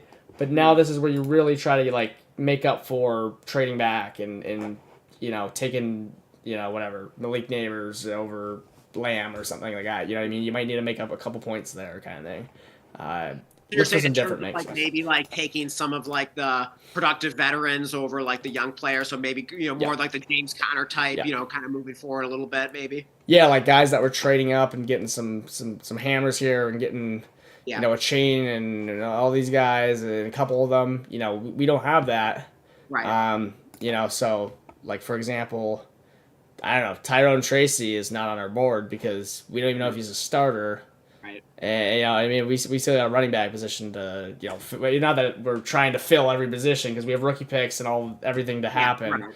But there's just not really a point to draft a guy like that in our build here. In my opinion. Oh yeah, because like that's a huge thing. I'm definitely thinking about the NFL draft and like especially at the running back position. Like I want to avoid like reaching for any running back that could lose their job with the NFL draft and this loaded rookie running back class. So that's a huge thing on my mind for sure. That's a really good thing to mention because I that's not something I said yet, but because I think both of us know that, but anyone watching maybe doesn't, especially if they're newer. But like even like a Alvin Kamara, Joe Mixon, you mentioned Tyrone Tracy, like Chase Brown, like those are guys that like they're all good players and like I'm not saying like avoid these guys like the plague or anything. Like I would certainly take them at the right value, but those are all guys that are at some risk of either losing like the starting job or losing like the workhorse share of the touches out of the backfield. So definitely be careful when taking those kind of guys. And when in doubt, like take the rookie pick because like the rookie picks are only gonna go up in value. You can just trade that rookie pick for the running back. What happens in the NFL draft, and then just pick your favorite guys at that point, and it could be any position. Like rookie picks are just so flexible. Everyone wants them. You could trade them for just about anything. So rookie picks are just like when in doubt, just take the rookie pick. Here's the best like thing, just to compliment what you were saying. Is when you're starting to get in running backs. Again, I'm not saying don't take any of these guys, but they need to be at the right price because if you start reaching because you need a running back, right? Well, if you took like we talked about Tracy, if you reached on Tracy or took him over, some other player that's actually like, I don't know, a better for whatever fit and reason and points and value, whatever is secure. Well. What if you just took, what would be the pick for you there? Let's just call it the 203.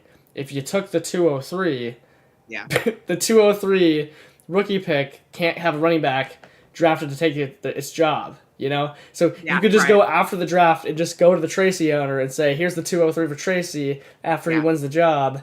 And then you could say, okay, let's have a deal. And if not, you could say, okay, I'll add in a, whatever, if it's a third or something, like I'm just saying, like something small that needs to get done, you ended up paying that to make sure he had the job. Like that's nothing to pay, right? So it's just such an easy way to kind of exploit the system.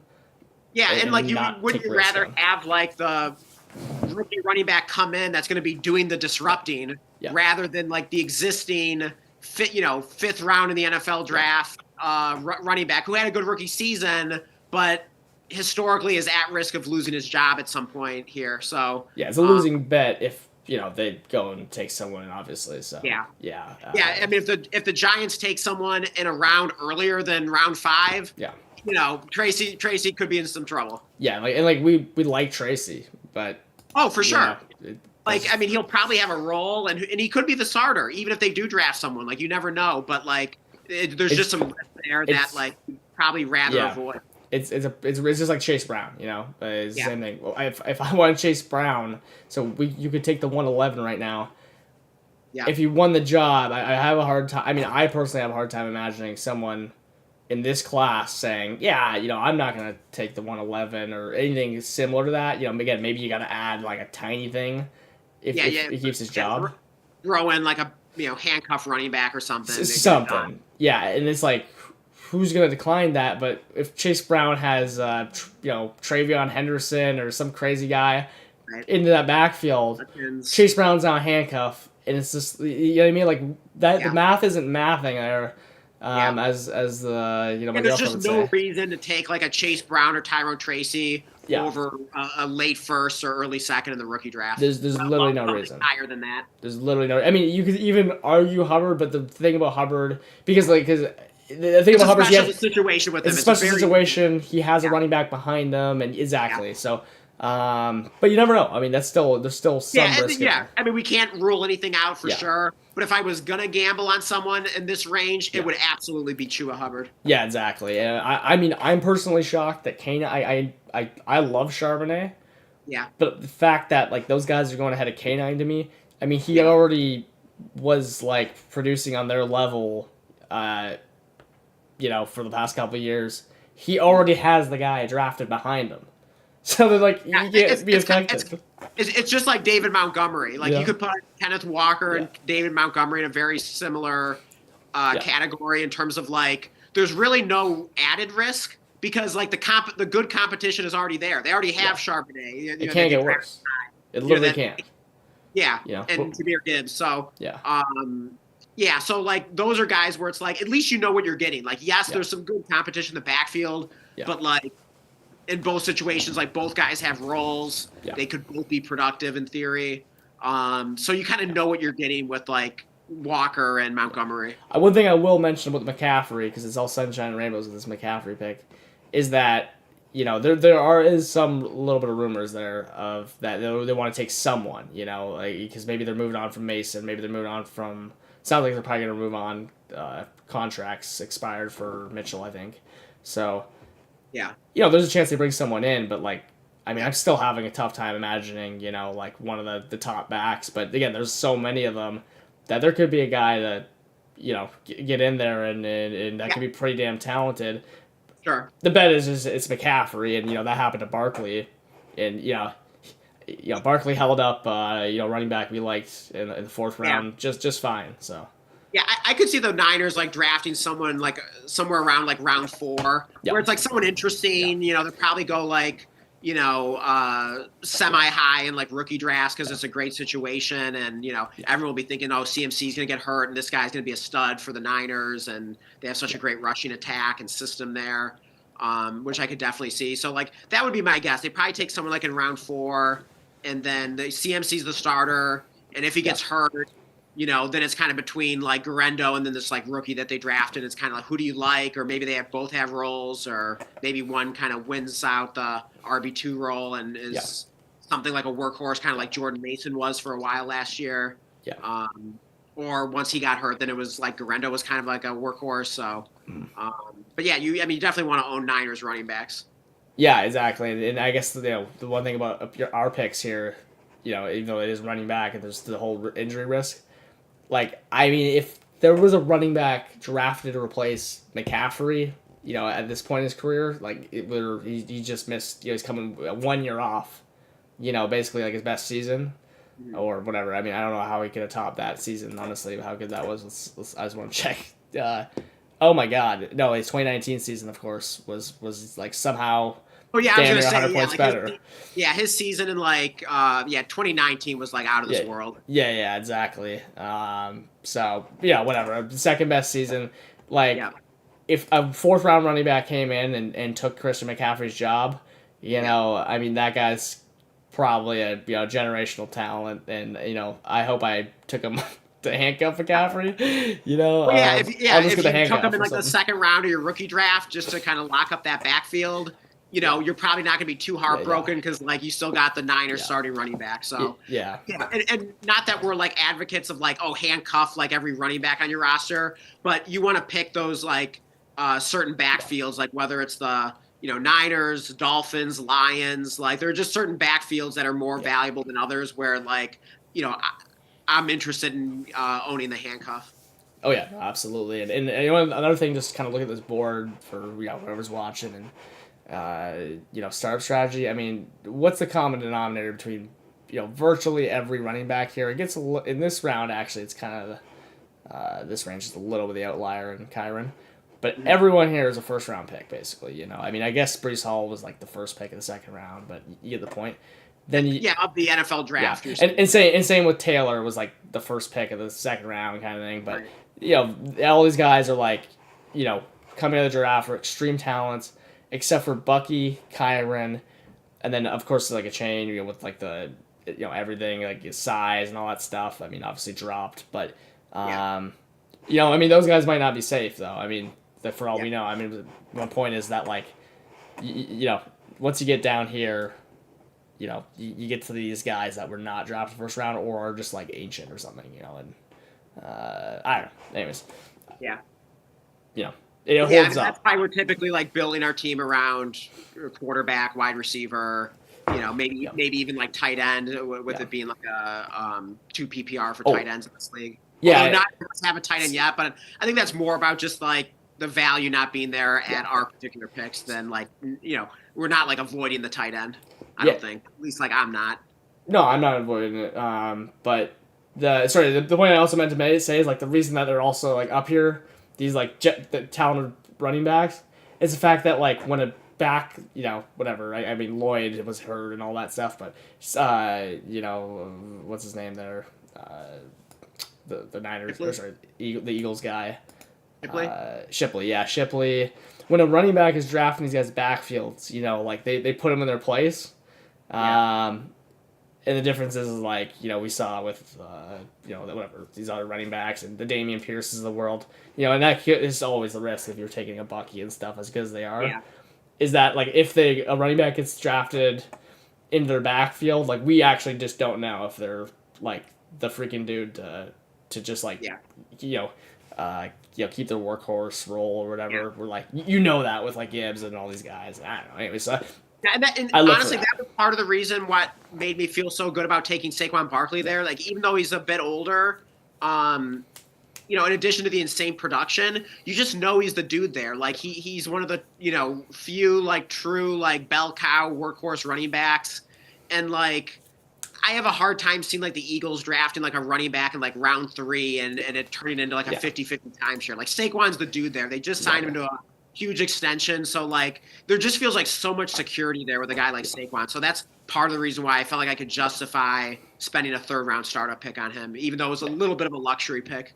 Yeah, no, 100%. No, that's what you want to, like, if you're going to make that pick, you hopefully you had the most yards all time in a season by running back is I mean, I'm hoping he can run it back this year and like put up another 2K, and I mean I can dream, so we'll see what happens. I mean, there'll probably be some regression, but I'm hoping he's still a bona fide stud. Yeah, no, absolutely. And then I don't know, I was looking down here, like we were talking about strategy, go with the flow, don't reach on running backs, avoid risk. But like, I avoid risk, but there's certain times where I like taking on some risk, but it's like I don't know, maybe like a calculated risk, and you can kind of you can assure yourself. Yeah, you kind of sprinkle it in there, like here and there at like certain spots, like and I think like Saquon and like Rashee Rice were examples of that. So like I might go a little safer with like my next few picks because like I've already like rolled the dice twice already. Yeah. So like you kind of find that moderation. Yeah, no, exactly. I think like I mean I don't know that our draft is gonna end up like because there's quite a few different ways that are we could recover from this quarterback position, but right now our main plan like I don't think you'd ever expect it. Like you might think you expect it based on what we've been saying. I'm not sure that you'd expect it. So I mean hopefully it happens so you can see. Yeah, I'm excited because you've been alluding to mysterious things here. It's a little wild. It's a little. Yeah, I can't wait to see it. I mean, like, I can't even venture a guess. So I've had a bit of a at the store. Yeah, I had an epiphany about a player, so I don't. Interesting. Can't wait to see. Hopefully, you don't get hyped on that player. Yeah. I mean, we could. Yeah. We could, but it feels. I don't know. Is this a guy you'd be like trading up for to ensure you get him if it's a reasonable price kind of thing? I mean, still like probably not, but because we'll take him like when the time's right. If he's not there, Yeah. we'll just go a different way. I mean, it's not like not that big of a deal, but Right. I don't know. I'm kind of excited just thinking about it. Like, Well, you definitely got to let me know once he's off the board. So Yeah. 'cause I'm definitely curious. you to know. won't. Yeah, you wouldn't be picking him. It's not Anthony Richardson. I can tell you that. That it's off Josh's board. Although the only issue I have with our current plan would be, without giving away too much, it's like it makes no sense that we wouldn't want Anthony Richardson with our current plan. I don't know, but I'll explain it later or whatever when we go off the draft and see what happens. So you want to hit like just a little NFL news? Give a few reactions before we get out of here. Yeah. So. All right, so the big news is Geno Smith was traded to the Raiders for a third-round pick in the upcoming NFL draft. So, yeah, what do you think about that? Like, I mean, that's a pretty big deal. I mean, I know it's just Geno Smith, but, like, I mean, he's a solid, like, starting NFL quarterback, and so the Raiders got him now. They got their quarterback. So, yeah, what do you think of the impact there for both, for the Raiders, for the Seahawks, for Geno Smith specifically, and what, what do you think the Seahawks are going to do for their starting QB now? Well, that is a great question. The trade itself, Geno going to Raiders. I mean, Dynasty, like, I don't know, we're probably talking both here. Dynasty, I don't know, probably Geno's the same. I mean, I may even like him a little less, but I guess that could depend on what they do in the offseason. Yeah. Because, I mean, I was kind of thinking to myself, well, does that mean DK Metcalf's now a Raider? Like, are they going to go after him with Carroll and then Geno? Interesting. He's kind of, I think he's asked for a trade. So yeah. There's that iconic picture of them with their shirts off and they drafted him or did the team meeting. Pete Carroll and DK. So maybe they got like a bit of a bromance there. I don't know. So for as far as Geno and the Raiders, we'll see. Nothing really changes there for me. I guess it's good for Bowers. Yeah, I mean. I don't know. Do you give any kind of bump to like Brock Bowers, Jacoby Myers, like anything like that? Sure. Now I'm a little more on board with the Brock Bowers praise because I thought and when you're that good and I don't know, I can't really say anything bad about him, but I just don't like taking a tight end there in the first round or whatever, the first 5 picks like Andrew did. Yeah. I get it. I'm not doing it personally. Yeah. I want to find the next Brock Bowers. I like that. So. And then reportedly the Seahawks are interested in Sam Darnold, right? Yeah, so with their quarterback position, like there is a weird crowd. I don't know if you and JP, if you're watching this, you're part of that. JP Beast, you're in a couple leagues I think with him, Dan, or one. But I know that he's like the last year he was telling me that like he just thinks he was gonna win like the starting job, or he's like the guy in Seattle, and I love you, JP, but I've never been on that train. I'm actually shocked that they traded Geno. I don't think Howell's the guy. I mean, I don't know how you could go into the season with them. Yeah. I mean, I could see them like bridging at absolute worst scenario, but they're throwing their season in the garbage literally if they do that. I mean, I think Sam Darnold makes a lot of sense there. I think that's a bad landing spot. Yeah, solid landing spot. I mean, it would suck if they lost DK, but if they did trade him, they'd probably like use the pick on a receiver, so it wouldn't be that bad. So, and maybe they make some signings in free agency, even though it's not a great free agent class for receivers, but they could. I think they could patch together between the draft and free agency, some solid weapons around Darnold, and I think that'd be a solid situation. Oh yeah, no, 100%. I actually would really like that landing spot because the Raiders and stuff, that doesn't give anyone any confidence in Darnold. Actually, we own Darnold in Walter White's lab, so we should we should be rooting for a Seattle appearance there. But I mean, I think that would be solid. I'd be happy with that. I would like that more than any options he had in free agency. Yeah. Except for maybe the Browns. I think the Browns would have been a good landing spot for any quarterback. Yeah, I think that's kind of an underrated landing spot there. Yeah, so that's an interesting trade, though. That caught me off. And then Evan Ingram was released. That surprised me. I really didn't have any inclination that was coming. like, how are you feeling if you own Evan Ingram in Dynasty right now? I mean, obviously, like, you probably can't do anything with him until like he lands somewhere else, and then at that point his value's either gone up or down, and you kind of figure out what you want to do from there. But like, how are you feeling about it right now if you own Evan Ingram? I don't know about you. Like, I talked to Josh. I mean, he liked it. I think he's a notable like Ingram guy. We've all kind of seem to be somewhat Yeah, Ingram guys yeah. for fantasy. I mean, it could work out well, but like, I mean, getting cut from the team, like, Yeah, I get it a doesn't contract. it doesn't feel great, and I think it would have been a great situation, especially since they had just gotten rid of Kirk, and like Yeah, yeah, Ingram could have eaten up targets in the middle of yeah, the field, with the new coaching staff from yeah, Tampa and everything. I think that would have been fun. So like, yeah. I'm kind of bummed, and I just traded for him too, Oh, did you? like a week or two ago. I basically gave I mean, it was part of a larger package, but I basically gave like Jake Ferguson for Evan Ingram. Oh, okay, So gotcha. like, I mean, I'm not saying like if I could take that back and undo that Yeah, trade, yeah, that swap at tight ends. I'm not even sure if I would even still, want to undo it. I mean, it'd probably be safer to have yeah. Ferguson at this point, but I still think Ingram has a lot more upside, and I do think there's a chance that Ferguson could lose his job to Schoonmaker this year. That's something like you and I both kind of believe. Yeah, It's just sort of been the pattern there with the Cowboys and like kind of their tight yeah. end farm, Yeah, factor kind of got there. He's the So next Ferguson slash Schultz slash whatever, you yeah, know. exactly. Yeah. So Um, I would still probably prefer Ingram, and I'll just roll the dice that he's probably going to be a starting tight end on an NFL team next year, and yeah, he's going to land somewhere. Hopefully, it's a decent landing spot with a decent quarterback and everything. So yeah.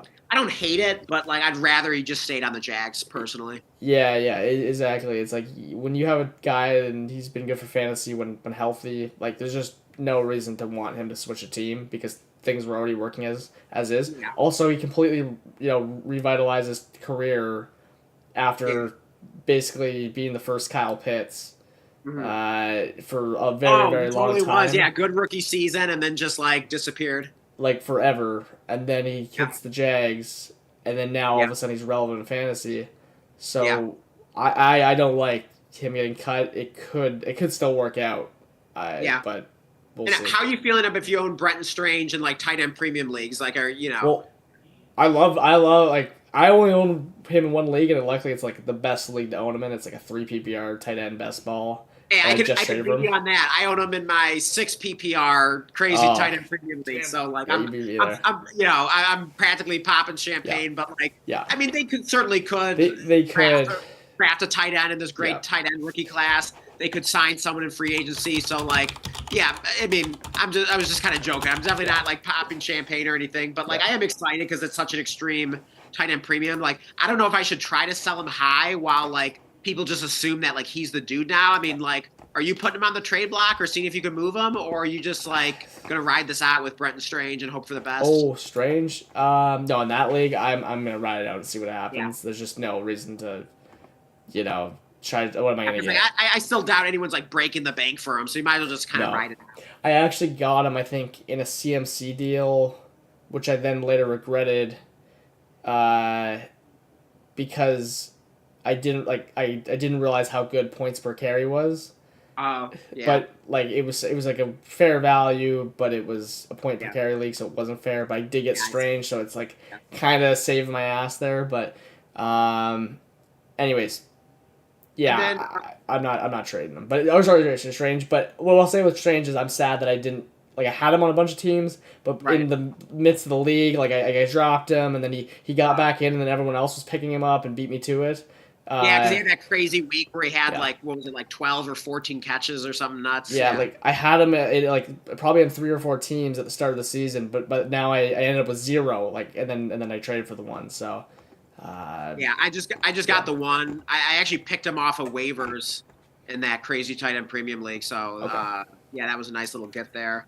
And then the last piece of major news I want to touch, and I don't even know if this is official, but I mean, when we were texting about it, you were acting like it was, but Christian Kirk to the Texans, is that official?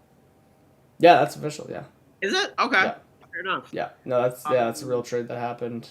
No, I mean that seems like a solid landing spot with Tank That's- Dell. I mean, basically like Yeah, he's probably out for the year, I would assume. he is out for the year confirmed, and yeah, who knows? Nothing beyond that even matters for Christian Kirk beyond this year. Yeah.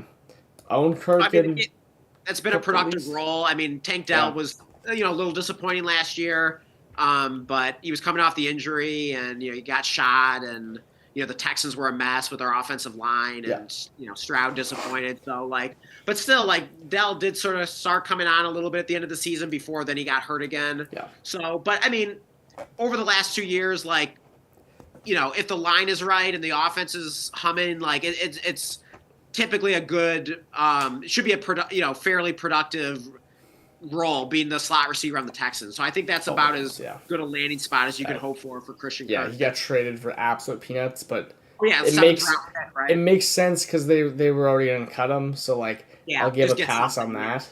That they did the dynasty thing where instead of just where you're trying to get fab for someone, it's no, I'm not gonna give you fab. You're just you're just gonna cut him. I'll just pick him up for free. Whatever. Yeah. So they actually I can't hold that against Kirk, and he's been productive and good fantasy. And he's stuff. worth more than a seventh. We know that. Yeah. Yeah, exactly. He's a so good player. Yeah. Anyways, I'm pretty excited about that. I mean, I only own him a couple leagues. It might be kind of like the Deontay Johnson thing, where maybe he's not even producing to the level Deontay Johnson was, but with the Panthers. But maybe it works out. But then I don't know. I mean, it's probably not going to be anything you're actually really that excited about. Yeah, he's not a world beater, but he's worst case, he's your last flex play, or he's one of your first guys off your bench for the bye weeks and injuries. So. You need guys like that on your roster. Oh, then the other thing I wanted to ask you about, wrapping up here. This is, we're going a little deep here. This is going to be under the radar for most people. But I thought it was interesting, especially with the money involved, and it was something that I wasn't expecting to happen in terms of the re-signing. But Tutu Atwell gets re-signed by the Rams. Everyone thought he was gone. It had been reported that he's probably going to be on a different team next year. Kind of out of the blue, the Rams end up re-signing him on a 1-year contract, but they gave him $10 million. That was pretty surprising. I mean, I know I know inflation's pretty bad, but it ain't that bad. That's still some pretty good money there.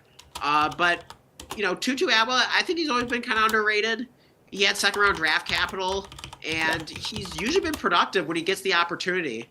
So I think that's kind of interesting. I got a couple shares in Dynasty, and I think he could be kind of similar to Christian Kirk. I mean, maybe the Rams actually use him this year. Now, of course, the Rams could end up drafting a receiver early, and then Tutu Atwell goes right back to being the wide receiver 3 or 4 on the team, which is possible. But the fact they gave him $10 million, I think worst case he's gonna be the wide receiver 3 there. Yep. So I don't know. Maybe it's actually bad news for Jordan Whittington, who of course we love. But I don't think it completely nukes Jordan Whittington by any means. Yep. Because if they don't draft a receiver early, then basically Tutu and Whittington could be the wide receivers 2 and 3. And although that doesn't sound amazing, I think they could be very solid. I think both those guys are pretty good at football. So what are your thoughts on Atwell getting $10 million and returning to the Rams and the fact that Cooper Kupp's probably out the door? Well, right here I'm just making sure Demarcus Robinson is a free agent. Yeah. By the way. So with him, but I think his days of starting are probably over. Yeah. So assuming him and Kupp are out of the way, we're Whittington fans. If there's obviously Dynasty, you'd rather have Whittington, in at least my opinion. But Tutu, he is one of those rare, just receivers that I actually ended up picking him up in a couple leagues. I think it was available, and then you got a multi-whites lab there, but there's just no. He's probably on some waiver wires.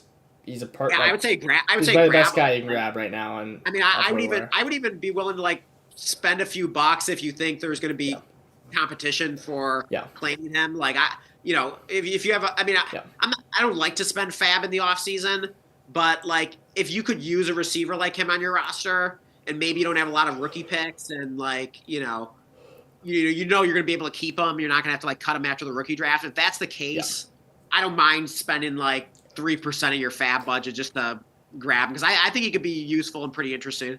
Oh yeah, no, 100%, and he's been productive when out there. I mean, there's a lot of things that bad can happen for him, but he's literally as free as it gets. So nothing. So he's a good add. I was trying to see what the $10 million thing is, so that would be in line. I mean, because you're saying the inflation, and here's the one thing about 1-year deals, is that you can give a lot of money on a 1 year deal because there's like absolutely zero consequences to it because like it doesn't mean it's guaranteed money. So you like, Okay.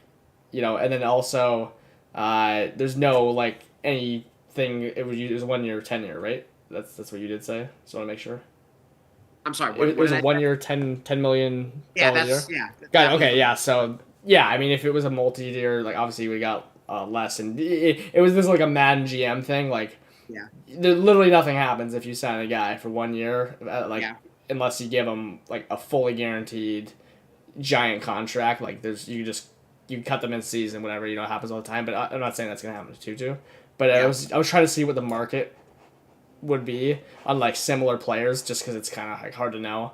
yeah, So I mean, he's at least there with like what they had projected for Mike Williams. Under the corpse of Hopkins, and yeah, I mean, I thought Lockett retired, but I guess he's still kicking yeah. around for now. And here's an interesting one: Deontay Johnson, 18 million. Like, Oh, I there's mean, no I way forgot anyone's about throwing him. that kind of money at him after what's been going on with him the past Yeah, like yeah. 6 to 9 months or whatever. And yeah, That's like how is Cooks like? I'm not understanding. Maybe this yeah, I don't is get why Brandon Cooks is up there. That's weird. So. yeah. I don't know. Anyways, but maybe that's like But still, I it's mean, an 10 average. million, like, okay, it's not like, you know, incredible, but like, it isn't Yeah, chump change. You know what I mean? Like, it means they value him to some degree and they probably have a yeah, starting role for him. But it's unexpected though, because he's always kind of been like the forgotten man there. They only kind of use him when they have to. But, I guess with Cup out the door, maybe they just think like, he knows the system. He's been kind of underutilized. He's a pretty good player, low key. And so maybe they just kind of realize, like, you know what? Like, this is his opportunity here. Let's give him at least a year. And, even if they draft someone on, like, maybe late day 2, early day 3 or something, like, you know, Tutu's still probably, like, the starter for this year. And they can kind of, like, groom the other guy to maybe, like, be the Tutu replacement in 26. But he should be a starter based on that money, I would think. And yeah. I think he could be like relatively productive in a kind of a Christian Kirk kind of way. So like I'm kind of happy owning a few shares of Tutu. And yeah, if he's kicking around on waivers, like throw a few bucks at him, or maybe even just see if you can get him for $0 or $1 bid. But yeah, I think he's a guy. I think he's a good guy to own. At least Yeah. end of your bench. Yeah, oh yeah, no, he can be our like this year's Kendrick Bourne and whoever other guys we had like Hopefully better than shitty that. guys. But yeah, maybe Yeah, Kendrick Bourne and couple who couple were the other guys? We had a bunch of guys last year at receiver and that we were Demarcus trying to get, Robinson, Greg we Dortch like, and stuff. and Dortch, yeah. Yeah, he could be this year's guy like that, and he's been productive on the field. That's all that matters. If he's out there on Yeah, the I feel field, like he I mean, I don't have survives. stats in front of me, but in terms of like per route and per snap and like that kind of thing, like, I Yeah, feel like he's been pretty good. I mean, he's like, probably been like extremely efficient per yeah. snap and stuff. Now, I mean, when like Puka and Cup are healthy, like, yeah, he's not going to be able to command a ton of targets. But when he's like the second target in the offense, like he usually gets like peppered pretty well with targets and produces fantasy points. So I like him. I always have.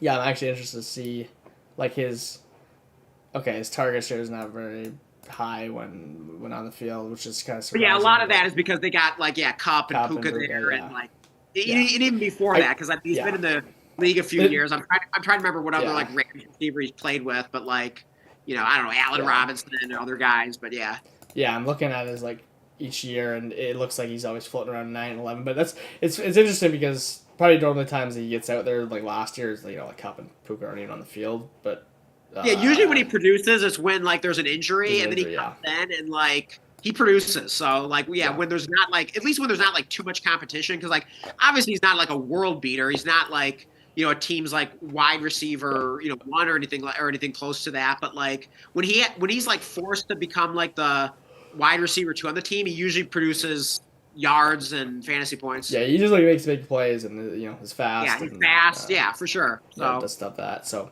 yeah, yards per route run, he is 24th. I don't know where they cut off the sample, but yeah. 2.2, that's a really good number. So Oh yeah, I mean yeah. I didn't even know that, yeah, but that confirmed my suspicion. So that's good to yeah, see. yeah, exactly. That would have been my guess for like the best stat you could probably run 2.2. I don't know if there's Yeah. gonna be a better one you can do then. Yeah, And so I'm those four. excited to see if they, that they're probably actually going to use him this year. So, hopefully he doesn't get nuked in the draft now, and then we're like, what the heck, Rams? Like, why did you give this guy $10 million?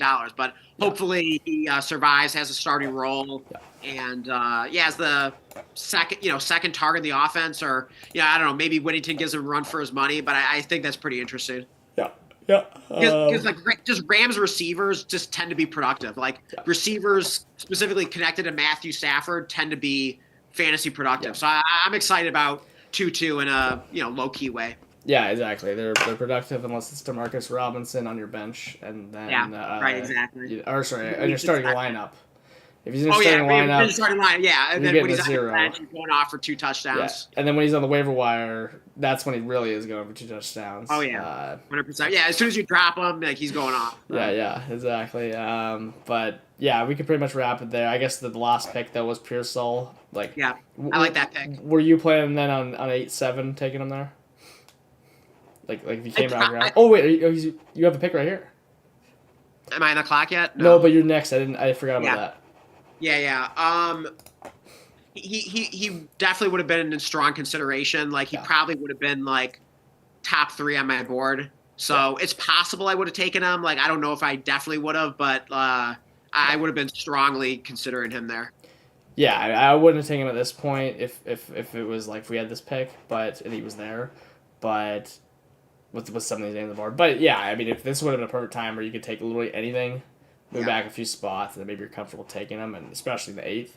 I wasn't happy to see him go off the board, but it does make my decision a little easier. So, there are a lot of good players on the board that I like, so I'm gonna be happy with whomever I end up going with there. But I'm definitely excited to see who goes with this next pick, and because then I'll kind of know whom I'm probably taking. There. Oh, it's code on the clock here. Okay, let's make a little prediction here of. Who he takes. Okay, so we've got Lamar, 0 Herbert. running backs or tight ends. I mean, I gotta think you think it's probably running back or tight end just based on his needs here. Yeah, I mean, I know he's got the Henry picture. I don't think. I mean, gotta be Derrick Henry, right? I don't think it is. I think it's Kenneth Walker. Is that just like a Trojan horse, like just like a big smoke screen? The fact that he named King Henry. Honestly, I mean, I don't know why he would do that if he's going to draft him. So, I mean, right. Yeah. He drafted. I also don't know why we'd want Lamar, Henry, and Zay Flowers. I know it's to start 11, but that's also not something. And like you want a 32-year-old running back or whatever. I'm just like I don't know why you wouldn't take Kenneth Walker here personally, but if you were, I could see Kenneth Walker here. That sounds about right to me. Oh, he's a Seahawks fan. He's gonna take Kenneth Walker, I'm sure. I mean that makes the most sense. Yeah, why is he even taking this long? Maybe he's seeing if he can trade down, but just take Kenneth Walker. Here's where I'm waiting to see. I mean, Joshy doesn't want him. If this was my draft, like I would literally my 8-8 would be into this pick right now, and I would be taking AR, or I guess I would probably wait because no one really needs a quarterback. But my point is, I'd be going, that would have been my plan at quarterback. Yeah. But I think Coda likes Anthony Richardson, though. Oh, does he? I'm not 100% sure on that one, but I think he likes Anthony Richardson, and if you like Anthony Richardson, he's not making you pass in the 7th, so... Yeah, but I mean, personally, even if I did like Anthony Richardson, in a start 11 where I already have 2 quarterbacks...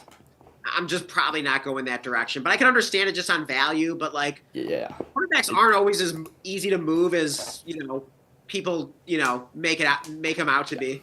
They aren't. If he was scoring points and he has a couple good weeks though, that's always my thing with AR. Even if you didn't like him, I mean, I still think he's just a couple weeks away from a couple blow up games away from just absolutely skyrocketing, and then you're flipping him for. Yeah, so I can see it. If you think there's going to be that value gain, then it doesn't matter that you have 2 QBs. You take them there. Yeah, I mean that's what I'd be doing. I mean, and I'm seeing some of the names. I mean, this is where not to get in the Anthony Richardson lore, for the millionth time, but there's just I don't know. If you're taking Chase Brown, just give me AR. If he loses the job, I mean Chase Brown's going to lose his job anyway. So yeah, that's a great point. Yeah, I think I agree with you there. Yeah, so I don't know. Yeah. Yeah. All right. Well, yeah, I think we'll wrap this up. But yeah, great discussion here about Dynasty Startup Draft. So hopefully everyone enjoyed that, got some value out of it. Like the video if you did, subscribe if you're new. On your way out here, we really appreciate it. It helps us out a lot. We'd love to keep doing this and grow the channel. So any support is greatly appreciated. Yeah. Definitely hit that notification bell because then you'll get the alerts like when we go live and do our live streams. And yeah, I mean, I enjoy these. I mean, we're definitely going to start doing some like recorded videos, but I always enjoy these live streams and just kind of the spontaneity of it and just talking Dynasty just like we do anyway. So like might as well just like put it on YouTube, right? So yeah, anything else you want to say before we get out of here? No, I think that's it. Yeah, definitely video. If you're watching this, I mean, I'm gonna assume you're gonna want to watch our videos if you're at this point. I mean, my God, and you Yeah, probably if you're skip still through. watching at this point, like Yeah. you better be subscribed. I Yeah, was, so- yeah. If you've if you watched like, even 20% of this Yeah. stream, you should probably subscribe. And if you enjoyed it like at all, I mean, like, also just leave a comment because Oh, I that mean, helps. Dan, a lot, yeah. yeah, Dan and I are always talking Dynasty, when in our spare time and whenever we get a minute, and it's just so much fun in the off season and whatnot, and make content around it. So Yeah. like, if you like any format video like this, like honestly, I don't even know. I'm sure you could find like other people kind of do the same thing, Yeah. but like to the degree of detail Yeah, and right. like strategy and precision, like I don't think you're gonna find anything just like what we're Yeah. what we're streaming or whatever here. Oh yeah, amen know. to that. I mean, like we are passionate and we go deep with this stuff. So Yeah. like, if you enjoy that, Yeah. you got to be subscribed. That's what we do here. We love Yeah. Dynasty, love going deep into it. So You probably have ADD if you're Yeah. like in this far with us. Yeah. yeah, no doubt. Yeah. We hyper focus on things, Yeah. and Dynasty happens to be one of them. So Yeah. yeah, we love it. So yeah, stick around. Let us know if there's anything that you want to see in like future streams, future videos. But yeah, leave us a comment. We'd love to read it. We'll definitely get back to you, and we will see you guys on the next one.